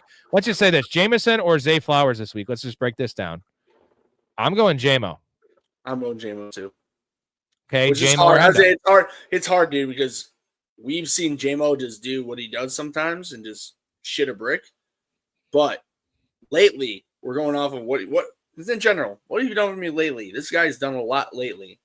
Zay Flowers with the uncertainty of Lamar Jackson, I'm sorry, with that running game, I would at this point I would be going Jamison Williams. Yeah, we just don't know the snap thing. It's going to suck if Hendo comes out and gets 80% of the snaps. I just don't see that happening. Monty or Tootin full PPRs, David Montgomery in this matchup. We can both agree with that one. I can just put words in your mouth like you're putting steak in your mouth, baby. Drake May or Dak rest of the season. What do you got, Ray? Give me May.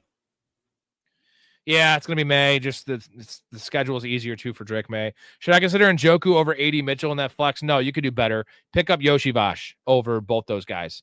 I'm not playing the second tight end with Shador Sanders at all. And then Taj says he's 9-2. Sutton would be my wide receiver 3/4. Now we're talking. You're getting the best player in fantasy. I think you do it. No, yeah. The offense runs. Well, dude, join the Discord, man. Like, I mean, you're lucky that we're not backed up, because normally with me, with Rob, I talk a lot. We're backed up, but I'm just saying, like, yeah, dude, do that trade, man. Like, run the fucking hills. But I'm just saying, like, join the Discord, because again, you get like almost 24/7, chats, man, where we can literally and everyone. You get the whole team, and Troy Franklin's taking Sutton's targets. Yeah, he is. Drunk or high? It was always high for me forever, but I went to being drunk better just because I don't smoke weed anymore. So. Crunk, baby. Crunk. That's Ray's answer. Both. I love it. What tier? It depends what you want, man. So if you just want to get in the Discord, if you're a gambler, you got to get at least the $5 tier to get access to my bets early on. If you want to play fantasy leagues with us in the future and be really a part of the community, it's $10 tier. If you want to be a guest on the show and you want all the perks, you want individual coaching, that would be the $22 tier. So I'm not going to tell you just to do the most. If you're not going to utilize the benefits, don't do the most tier. I'm not going to tell you that. So I would say the $5 tier at the minimum, because you get access to the bets and also you're helping me out. $10 tier is probably the best for everything, because you get to play fantasy leagues with us. You get access to the free merchandise, the hats, at the bare minimum to help us out, just join the $2 Discord.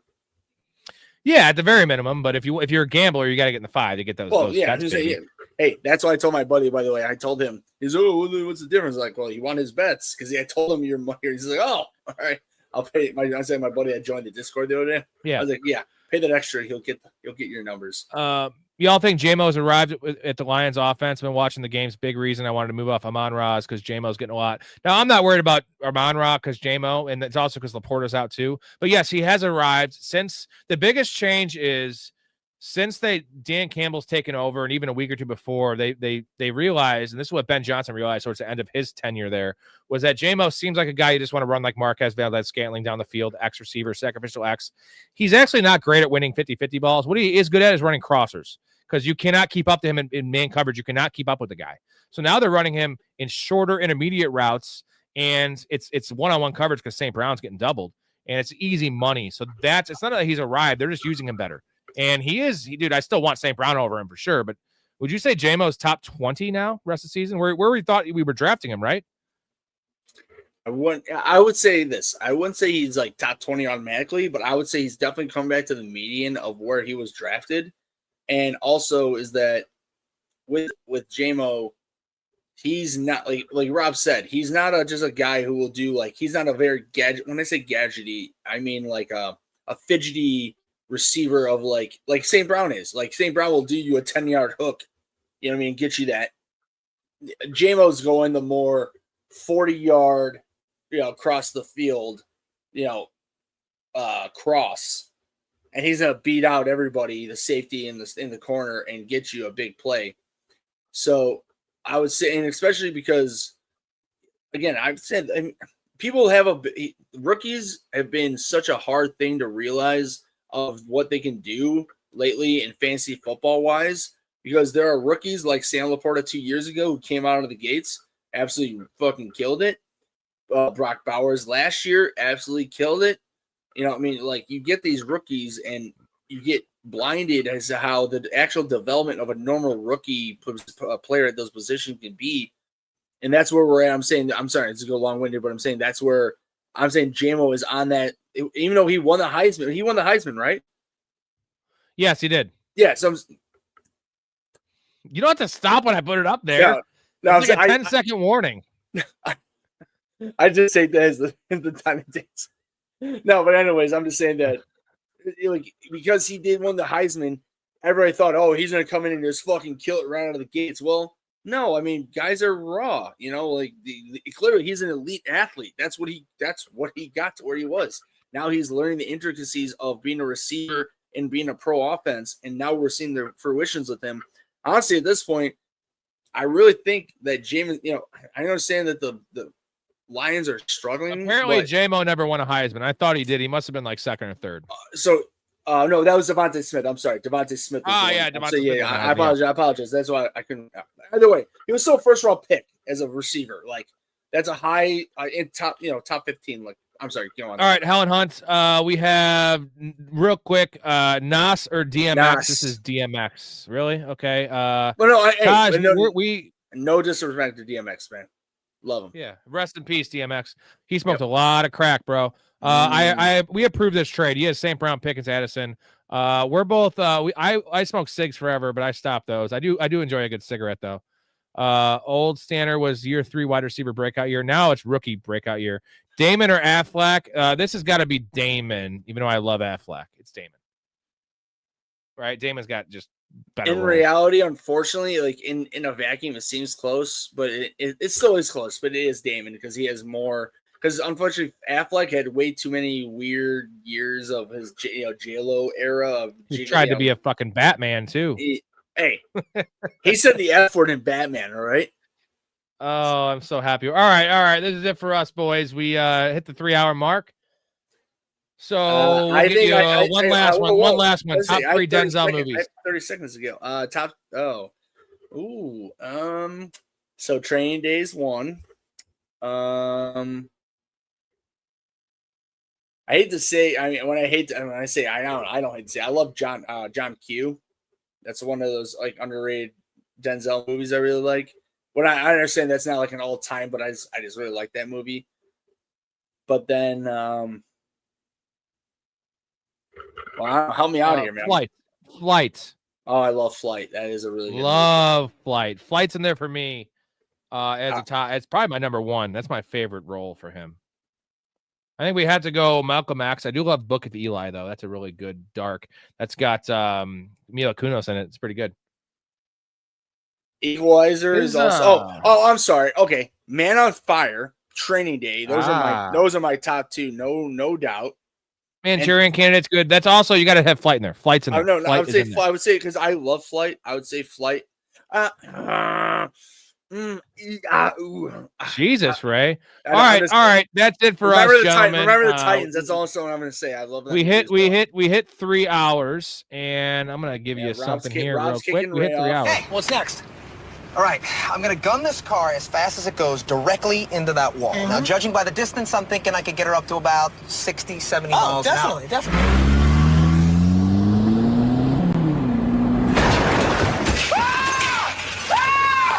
Holy shit, dude! Are you all right? Yeah. Why did you jump out? I'm okay. Holy shit, dude! Okay. Oh my God! I was going too fast. I was going too fast. Oh my God! All right, let's get out of here.